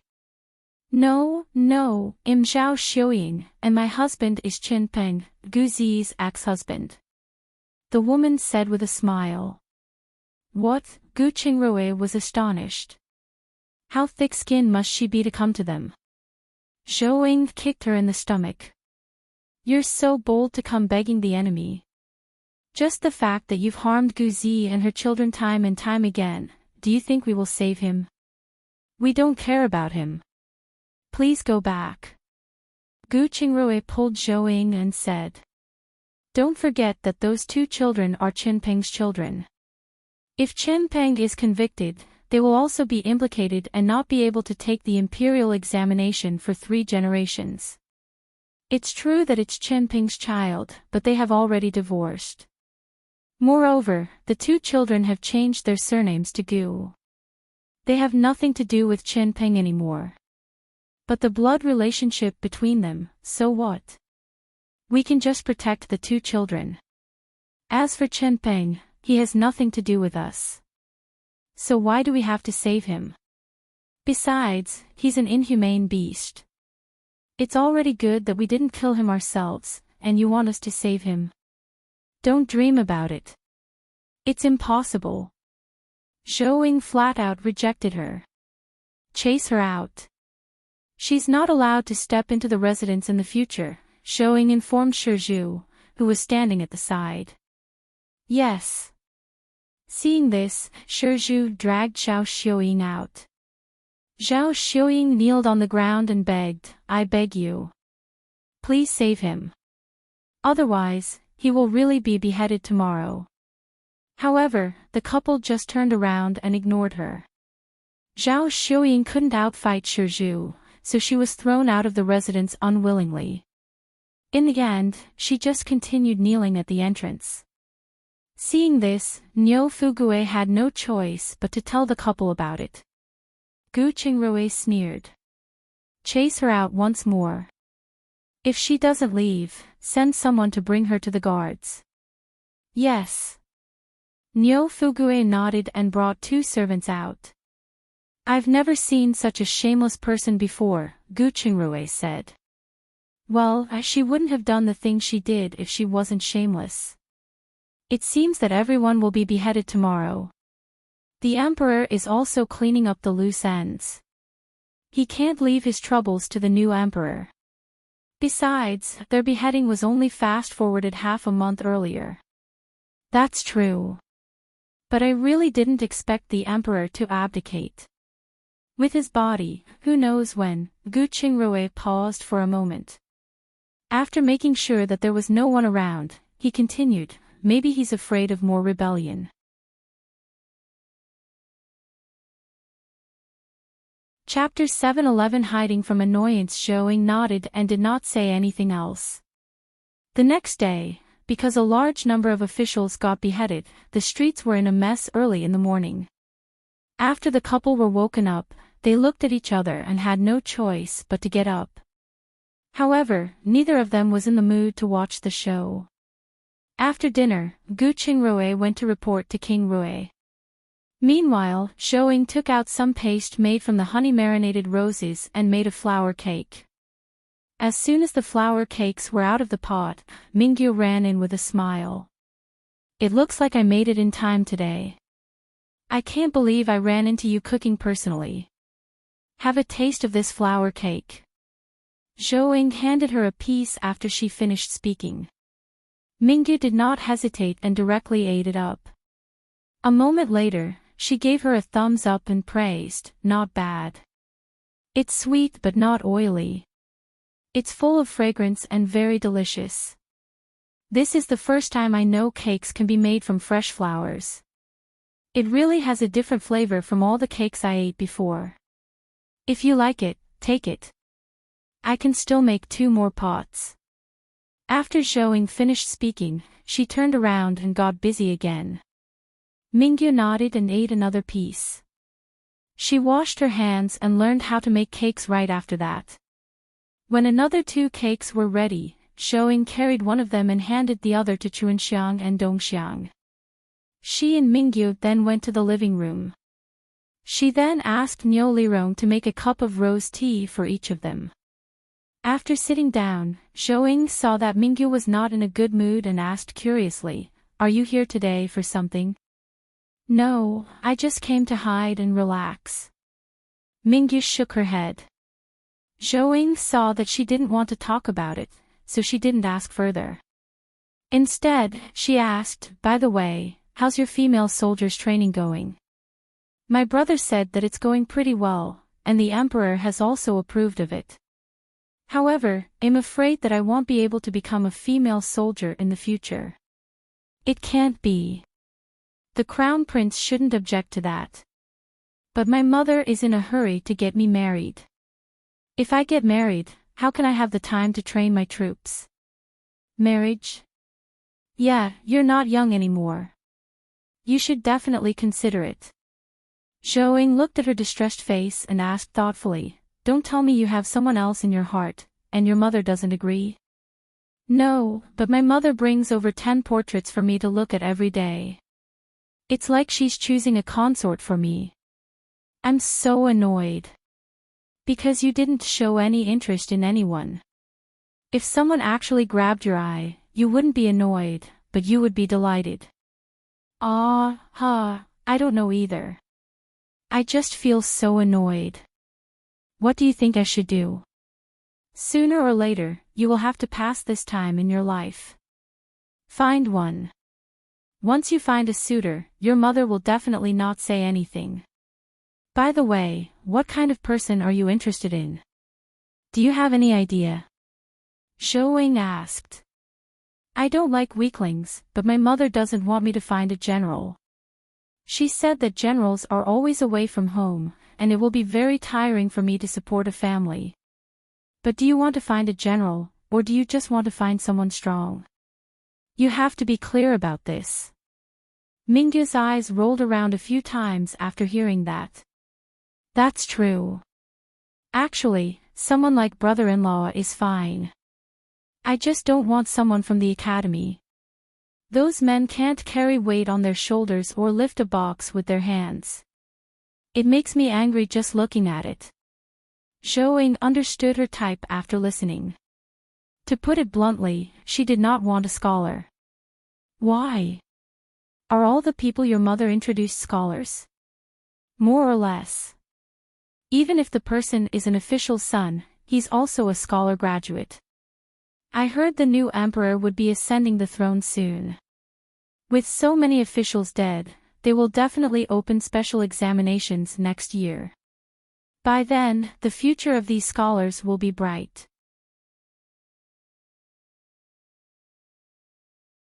Chapter 7:12 Matchmaking. There is a certain logic to it. Zhou nodded, but she did not agree with this idea. Mingyu was a princess, so the man she married would be climbing the social ladder regardless. She also had the backing of King An's residence, so why not find someone who was outstanding in all aspects? If her standards were too low, it would be troublesome if she met someone like Yang Shiqing. However, it was inappropriate for Zhou to say these words. Then, she thought of something and asked, "Oh right, didn't you say that the emperor was interested in your marriage? Why is your mother suddenly helping you choose a suitor?" "I'm not sure either. I heard that my father asked the emperor for his opinion and was told to do as we saw fit. He would just nod his head after we picked a suitor." "I see." Zhou nodded. "By the way, what do you think of Zhou Huaiming?" she suddenly asked. Zhou Huaiming would be 26 years old after the new year, and he had been busy with revenge all these years. Now that he had taken revenge, it was time to put his personal life on the agenda. Moreover, the two of them know each other and have similar family backgrounds. It can be said that they are a perfect combination. "Zhou Huaiming, you mean the crown prince's second cousin?" Mingyu asked. She knew him and was quite familiar with him. He fulfilled her requirements, but she had not interacted much with him. "Yeah, he's pretty decent in all aspects, but just a little older than you. Also, although he is a general, he doesn't need to guard the border for long periods of time." "Let me think about it." Mingyu nodded. Zhou saw that Mingyu wasn't too interested, so she didn't press on this. After chatting for a while about the gossip in the capital, Zhou found out that the empress and the others had been executed. Even the 8th princess had committed suicide. After that, the two of them went to the garden for a stroll and exchanged martial arts. Zhou personally cooked 4 dishes and a soup, and Mingyu returned home after lunch. After Zhou sent her off, she turned around and saw Gu Qinglin returning with his errand boy. "Have you eaten?" Zhou asked. "Yes, we ate at a restaurant." Gu Qinglin got out of the carriage. "By the way, how is the manor going?" "They've just finished a recent harvest. I plucked some pear from one of the manors since I knew that there weren't any here. I've taken some back." Gu Qinglin pointed at the pears in the carriage behind him. "Our Qinglin has grown up and knows how to care for his family. By the way, did you send some to your sister?" "Yes, I've sent some back." "That's good. Go and take a rest. I'll get the servants to deal with this." "Thank you, don't mind if I do." After Gu Qinglin finished speaking, he brought the errand boy back to the side courtyard. Zhou called the servants over to carry a basket to the main courtyard. Then, she gave 2 pears to each of them and kept the rest in the warehouse. After returning inside her courtyard, she asked Kuehua to send the 2 sets of autumn clothes she had prepared for Gu Qinglin over. She took out a pear, washed it, and tasted it. It was sweet, sour, and juicy. It was a rare delicacy. Unfortunately, it was a little small. After entering the inner space at night, Gu Qingrui requested anxiously, "Babe, help me find King Hui. See if you can find out where he is hiding." "What do you mean? Wasn't King Hui executed?" "It was a doppelganger. If it wasn't for the fact that the doppelganger's skin was a little darker and his hands were a little rough, I'm afraid we wouldn't have discovered it." "Do you know when he was replaced?" "On the night he was captured, he had prepared someone waiting for him at the imperial prison. After entering that night, he changed positions, left the palace with his soldiers, and disappeared." "Right, Sun Wenhao also disappeared."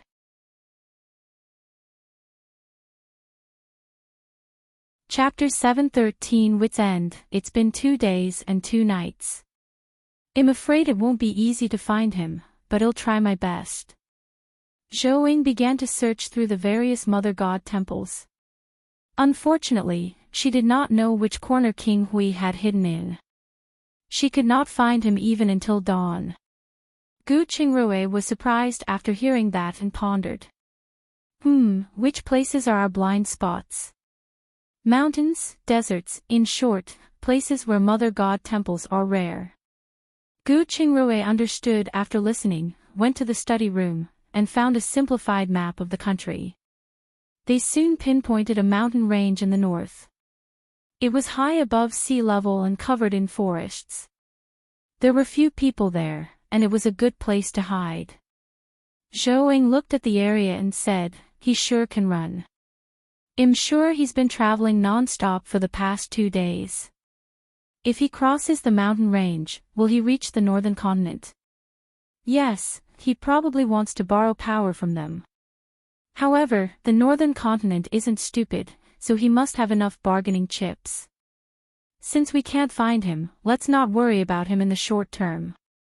He's simply asking a tiger for its skin. Once the people of the northern continent invade, it'll be difficult for them to leave. He's at wit's end. As long as they don't invade the capital, it's fine. Let the crown prince worry about the rest." After Gu Qingrui finished speaking, he yawned. "Let's hurry up and sleep. It's almost dawn." Zhou Ying nodded and followed him out of the inner space.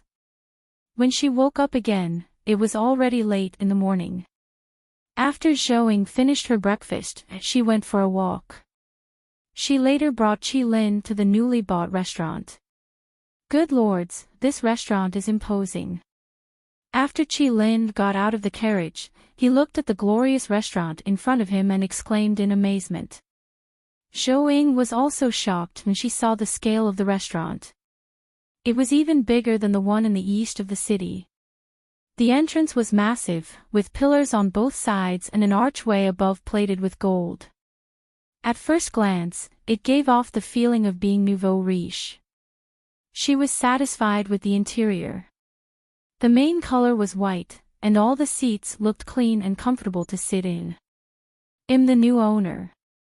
Are you the only two here?" Zhou Ying asked the 2 workers who were standing at the side curiously. The 2 young workers looked at each other and stepped forward to bow. "Im Ho Chi. Im Ho Dongji. Greetings, mistress."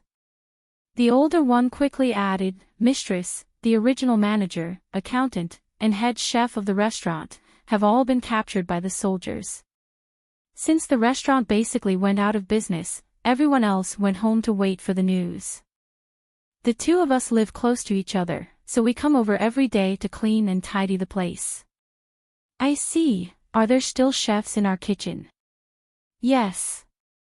Other than the head chef, there are 4 other chefs. 2 of them are in charge of stir-frying, and the other 2 are in charge of the main staples. The ex-head chef was in charge of the main dishes." "I see." Zhou Ying nodded after listening. In this way, there was no need to rush to find more workers. She then asked, "How many people are left?" In the kitchen, there are 20 people to wash the dishes, stoke the flames, and do other preparation work. For the front service, 15 of us are available. Also, there are 10 private rooms on the second floor, and each private room has a dedicated waiter. Alright. You two have the same surname. What's your relationship with each other? We're uncle and nephew. I'm the youngest in the family, so I'm only a few years old from my nephew. I see. You guys continue cleaning up the place. I'll go take a look at the back. After Zhou finished speaking, she brought Qilin to the back.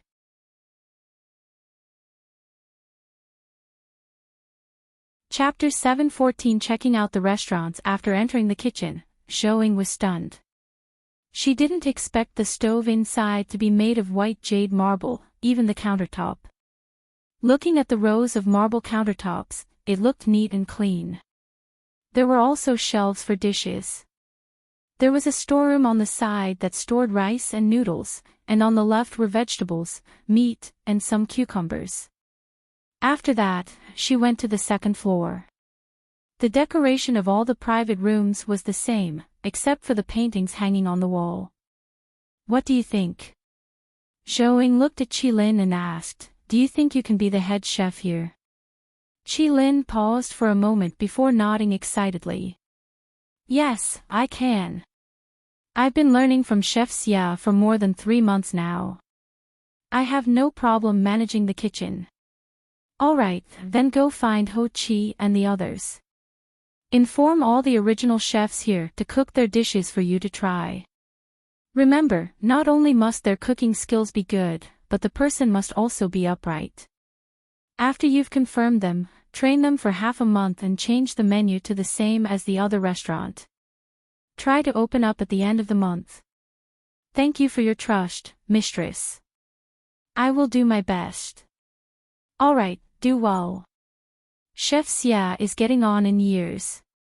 In the future, you will be the main pillar of these restaurants. Understood. After that, Qilin informed Ho Chi and asked him to call for help before returning to the restaurant. Meanwhile, Zhou brought Shizhu to the south of the city. Seeing that Zhou Dong's business was doing well, she did not go in and went straight to the shop beside the carriage shop. When Lai Shi saw Shizhu, he immediately came up to her. Mistress, you're here. Come and take a seat. Do you want to eat something? There are quite a few customers. Let's go to the back and eat while we chat. Yes. Lai Shi nodded and told the waiter. He later brought them to the backyard and asked, what would you like to eat? Give me 2 lamb offal soups, 5 sesame seed cakes, and 2 side dishes. You can order whatever you feel like adding, too. Please wait a moment. After saying that, Lai Shi went to the kitchen and brought over the food Zhou had ordered. In the end, he just ordered some vegetable noodle soup. Why are you eating just veggies? Zhou asked. Is your monthly allowance not enough? Lai Shi quickly shook his head. When I heard that you wouldn't want to eat whatever you sell, I didn't believe it in the past. But now that I'm in the food business, that's basically it. I don't even feel like eating meat these days. As long as you think it's alright. By the way, how's business in the past 2 months? It's pretty good, especially the lamb and beef offal soup. Now that the weather is cold, they're selling well. There's also the roasted pork and braised pork offal. However, the main customers of the roasted pork and braised pork offal are those from the carriage shop. Usually, when they leave, they will buy some food and some wine. That's good. If you have any questions, you can look for me directly.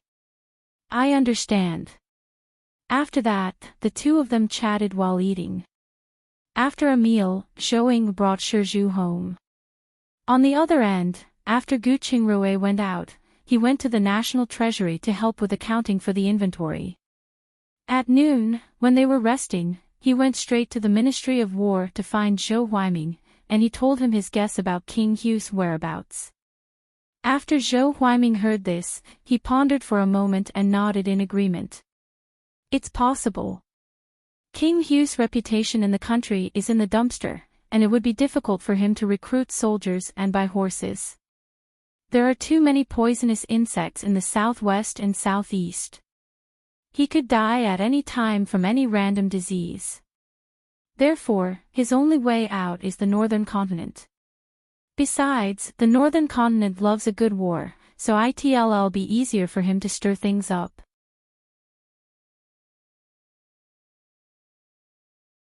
By the time she returned home, the sun had already set. After returning to the residence and receiving the news, she went to the kitchen and saw that there was every type of meat other than fish. She instructed the servants to help prepare them accordingly. She rested for a while and started cooking personally. There were a total of 6 dishes prepared. Roasted lamb chop, black pepper beef tenderloin, chestnut stewed chicken, sautéed sliced pork, shiitake mushroom and rapeseed, 5-spice steamed eggplant, and finally, tomato egg dumpling soup. By the time she was done, Gu Qingrui and Zhou Huaiming were already sitting down and having a pot of tea. She immediately asked Shizhu, Chuanxiang, and Dongxiang to serve the dishes before asking them to call Gu Qinglin over. She then carried a jar of yellow wine and walked in. "Thank you, sister-in-law. Let me pour the wine." Zhou Huaiming immediately stood up and took the wine jar. "Here you go." Gu Qingrui placed 3 wine glasses in front of him. As for Gu Qinglin, he was still studying, so Gu Qingrui didn't prepare a glass for him.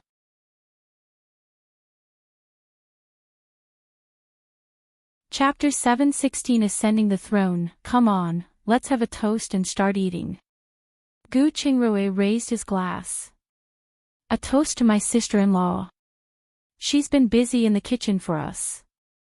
Zhou Huaiming raised his cup. Zhou Ying raised her glass and clinked it with theirs. However, she didn't gulp it down and only took a sip.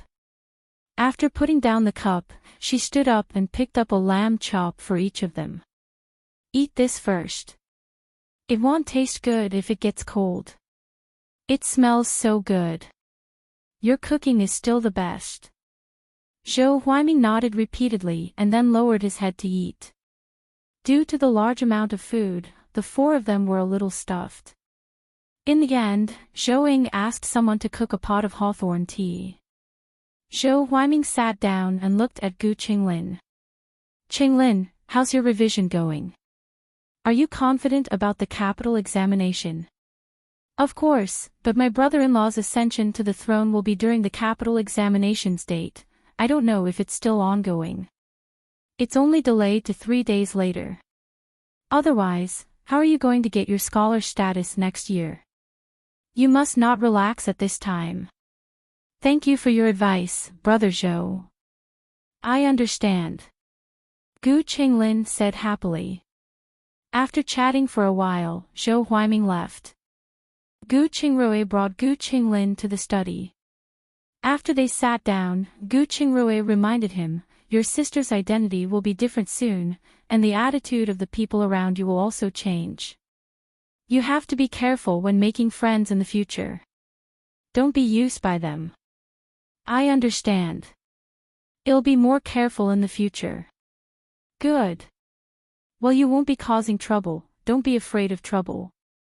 Study hard. Don't make things difficult for your sister." When Gu Qingrui said this, he gave him a few more instructions before letting him go back to revise his homework. In the blink of an eye, it was the day before the new emperor ascended the throne. After the crown prince was done with his work, he looked for the emperor and asked, "Father, are you feeling better?"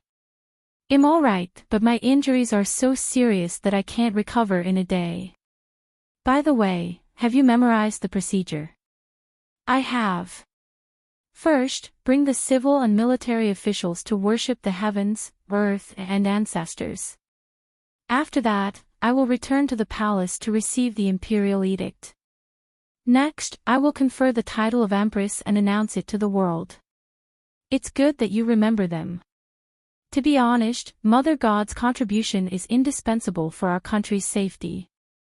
Therefore, I want you to lead all the officials and solemnly worship Mother God. All the officials? Yes, set a date and time. Inform all the officials to pay their respects to any Mother God temple on that day. Anyone else who's willing could follow. I understand. When they arrived at the entrance of the examination hall, Gu Qingrui saw his nervous expression and patted his head with a smile. You're already good for your young age. How old are you? If you can't get in, just take the exam 3 years later. Don't take it too seriously. Remember, don't bother about anyone else after you enter. Don't be in a hurry, and calm down first. Wait until you've completely calmed down before you answer the questions. Gu Qinglin looked up at him. I'll try my best. You can go back. I'll go in now. Go ahead. Gu Qingrui smiled and waved at him. After watching Gu Qinglin pass the inspection, he turned around and walked back.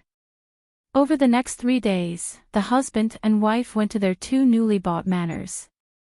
After making arrangements for them, they immediately rushed back. Just as they reached the entrance of the examination hall, the examination had completely ended. Gu Qingrui immediately got out of the carriage and walked over. After a while, Gu Qinglin walked out with his head down. Gu Qingrui smiled. Not bad. You didn't lose weight. You're in good shape. Cousin, why don't you ask me how I did? No matter how the exam went, it's already a foregone conclusion. Why don't we have a good meal and have a good sleep at night? Then, we can happily wait for the results. Didn't I say it before? You're still young, so you don't have to hurry. Gu Qingrui said.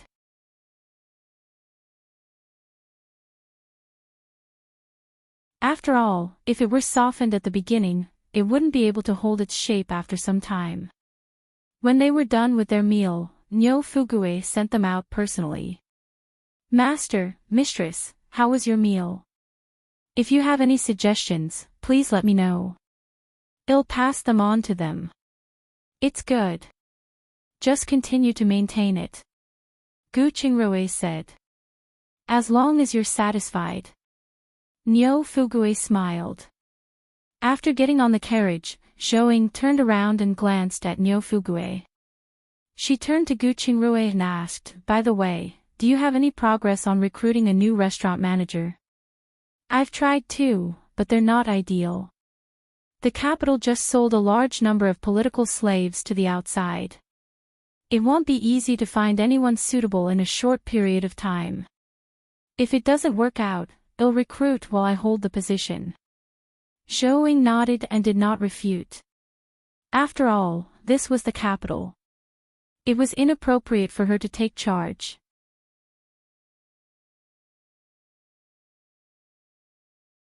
Heartwarming pointed at a gift box in the hands of the servant behind him. What are you talking about? I'm already grateful that you rushed over to congratulate us. Is there anything you want to eat tonight? Gu Qingrui asked. Yes, I haven't had hot pot in a long time. Let's have that tonight. However, I've been heaty recently, so we'll just have the sour soup and mushroom soup. Sure, I'll definitely keep a portion for you. See you tonight. Gu Qingrui exchanged a few more polite words before Zhou Huaiming turned around and left in a hurry. After he left, Mrs. Yao and Mrs. Liu rushed over and left after giving their gifts. Then came people from King Xian's residence, King An's residence, and some other officials. However, all of them were women. Zhou let them into a private room and made chrysanthemum tea and rose tea to entertain everyone. After sitting down, Zhou received everyone's blessings. She said a few polite words and left, leaving Shizhu to entertain them. As soon as Zhou left, Consort Xian asked curiously, Mrs. Sun, I heard that you went to the palace to see the little princess 2 days ago. How does she look? Who does she look like? When the women heard this, they immediately turned to look at Mrs. Sunday. They asked at once, "That's right, Madam Sunday. What does the little princess look like? Tell us about it."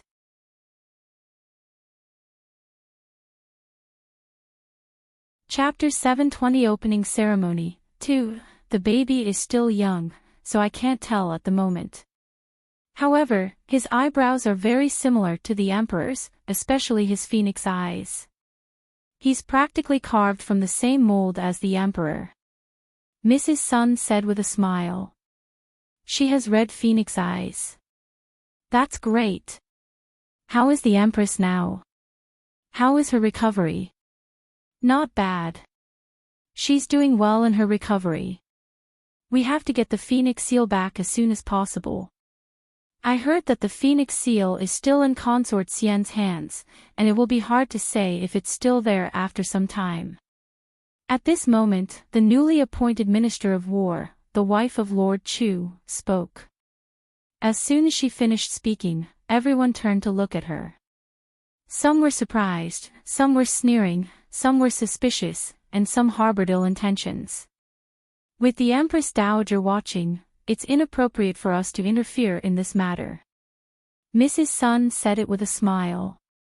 But this time, her smile did not reach her eyes.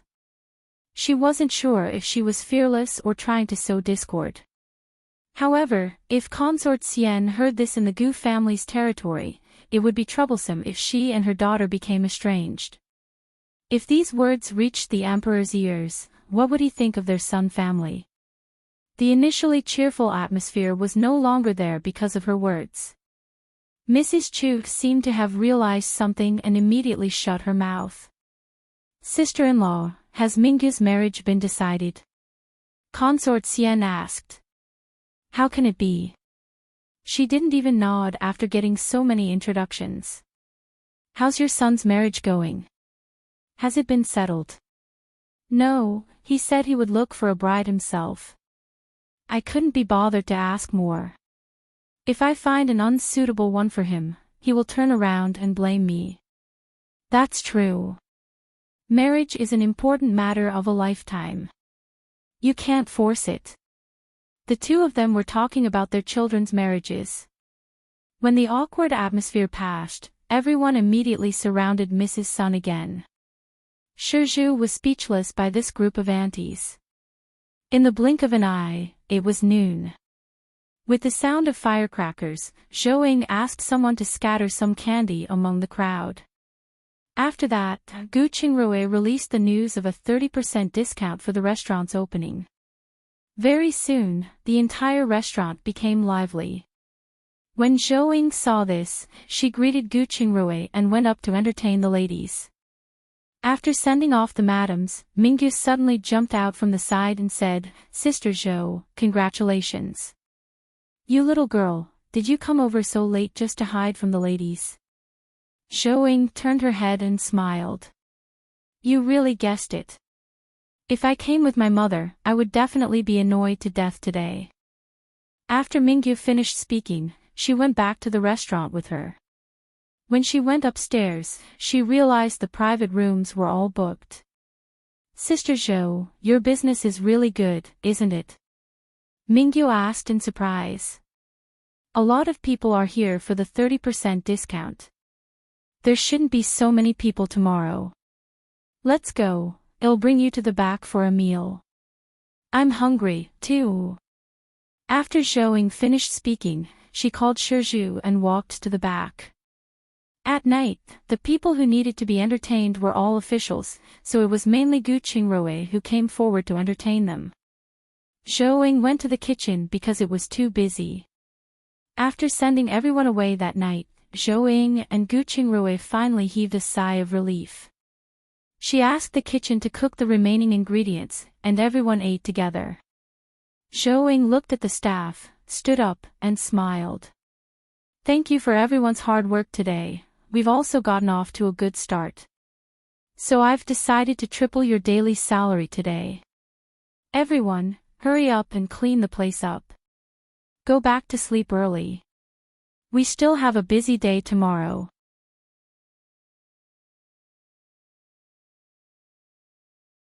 Chapter 721 Worship. When everyone heard that they would get 3 times the daily salary, even though it was only for today, they were all energized. After getting up and thanking Zhou, they immediately got busy. How's your income today? Gu Qingrui turned to New Delhi and asked. Master, I haven't calculated the details yet. However, other than those to whom we gave gifts, we didn't lose anything today. New Delhi said. It's fine as long as the bill is well kept. Let's calculate in detail tomorrow. I'm going home to sleep. Gu Qingrui got up and yawned after he finished speaking. Let's go back. Zhou stood up and said. After the couple returned home, they washed up briefly and entered the interspace to feed the livestock. The two of them couldn't be bothered with anything else after that. They took a shower and went to sleep. 3 days later, the restaurant's business finally stabilized, and Gu Qingrui also found a suitable manager through Qin He. In the blink of an eye, 5 days had passed, and it was time for everyone to worship Mother God. After breakfast, Gu Qingrui brought Lin Yitian to gather at the palace entrance. Zhou walked Zhuang around the yard for a while. When it was about time, she closed the door and went back to her room to rest, saying that she was tired. After ensuring no one followed her, she entered her interspace and looked around the country through the various Mother God temples. As expected, there were many people gathered in every corner of the country. Moreover, there was a sea of people, making her feel a small wave of panic. When the time came, the highest-ranking officials led everyone to burn incense and pay their respects. After the ceremony ended, Zhou transmitted a message through the statue of the Mother God. Congratulations to the new emperor for ascending to the throne. I have specially given you a number of corn seeds and rice seeds. May the world be peaceful, where people can live and work in peace and contentment. After saying that, she distributed the seeds that she had prepared earlier. She also distributed a printed flyer that taught the planting techniques. What she didn't know was that when she spoke through all the Mother God temples at the same time, she formed a resonance. Therefore, in the entire Ming dynasty, as long as anyone wasn't too far away, everyone could hear it. Even those who were not present immediately kneeled down in the direction of the Mother God temple. The people outside the Mother God temple were filled with reverence as they looked at the grain seeds falling from the sky. Because this was not something that humans could do. All of them became even more devout than ever. Zhou felt a pure, endless power of faith surge toward her body. Zhou immediately started to absorb the energy. After everything was finished, the retired emperor looked at the emperor and said, "Since you've received Mother God's approval, don't disappoint her. Spread the new seeds widely and work hard to ensure everyone can access food and warm clothing." "Yes, Father, I will do my best." The emperor nodded seriously. Then, he went forward to check the seeds. He looked at the plump corn seeds and smiled. "I'm sure the yield of this corn won't be small. Emperor, there are records of planting techniques given by Mother God. It says that in a good year, an acre can yield about 1,000 pounds. Gu Qingrui walked over with the printed paper. "What about rice?" the emperor asked excitedly. If that was the case, 1 acre of land could support 2 people. It wouldn't be 2 acres of land supporting 1 person, as it is now. There's no mention of rice here. After Gu Qingrui finished speaking, he even let him take a glance. After the emperor finished reading, he immediately got someone to check and found that it was all corn. Then, he tugged at his ears. I didn't hear wrongly, right? Mother God said that there are rice seeds. You're tuning into the LoveLore Library YouTube channel. We're so grateful for your support, and don't forget to subscribe to join us on this incredible journey through captivating stories. Your generosity through donations truly makes a world of difference, as it's the primary source of revenue that allows me to expand and enhance this channel for you. Thank you from the bottom of my heart for being a part of this adventure.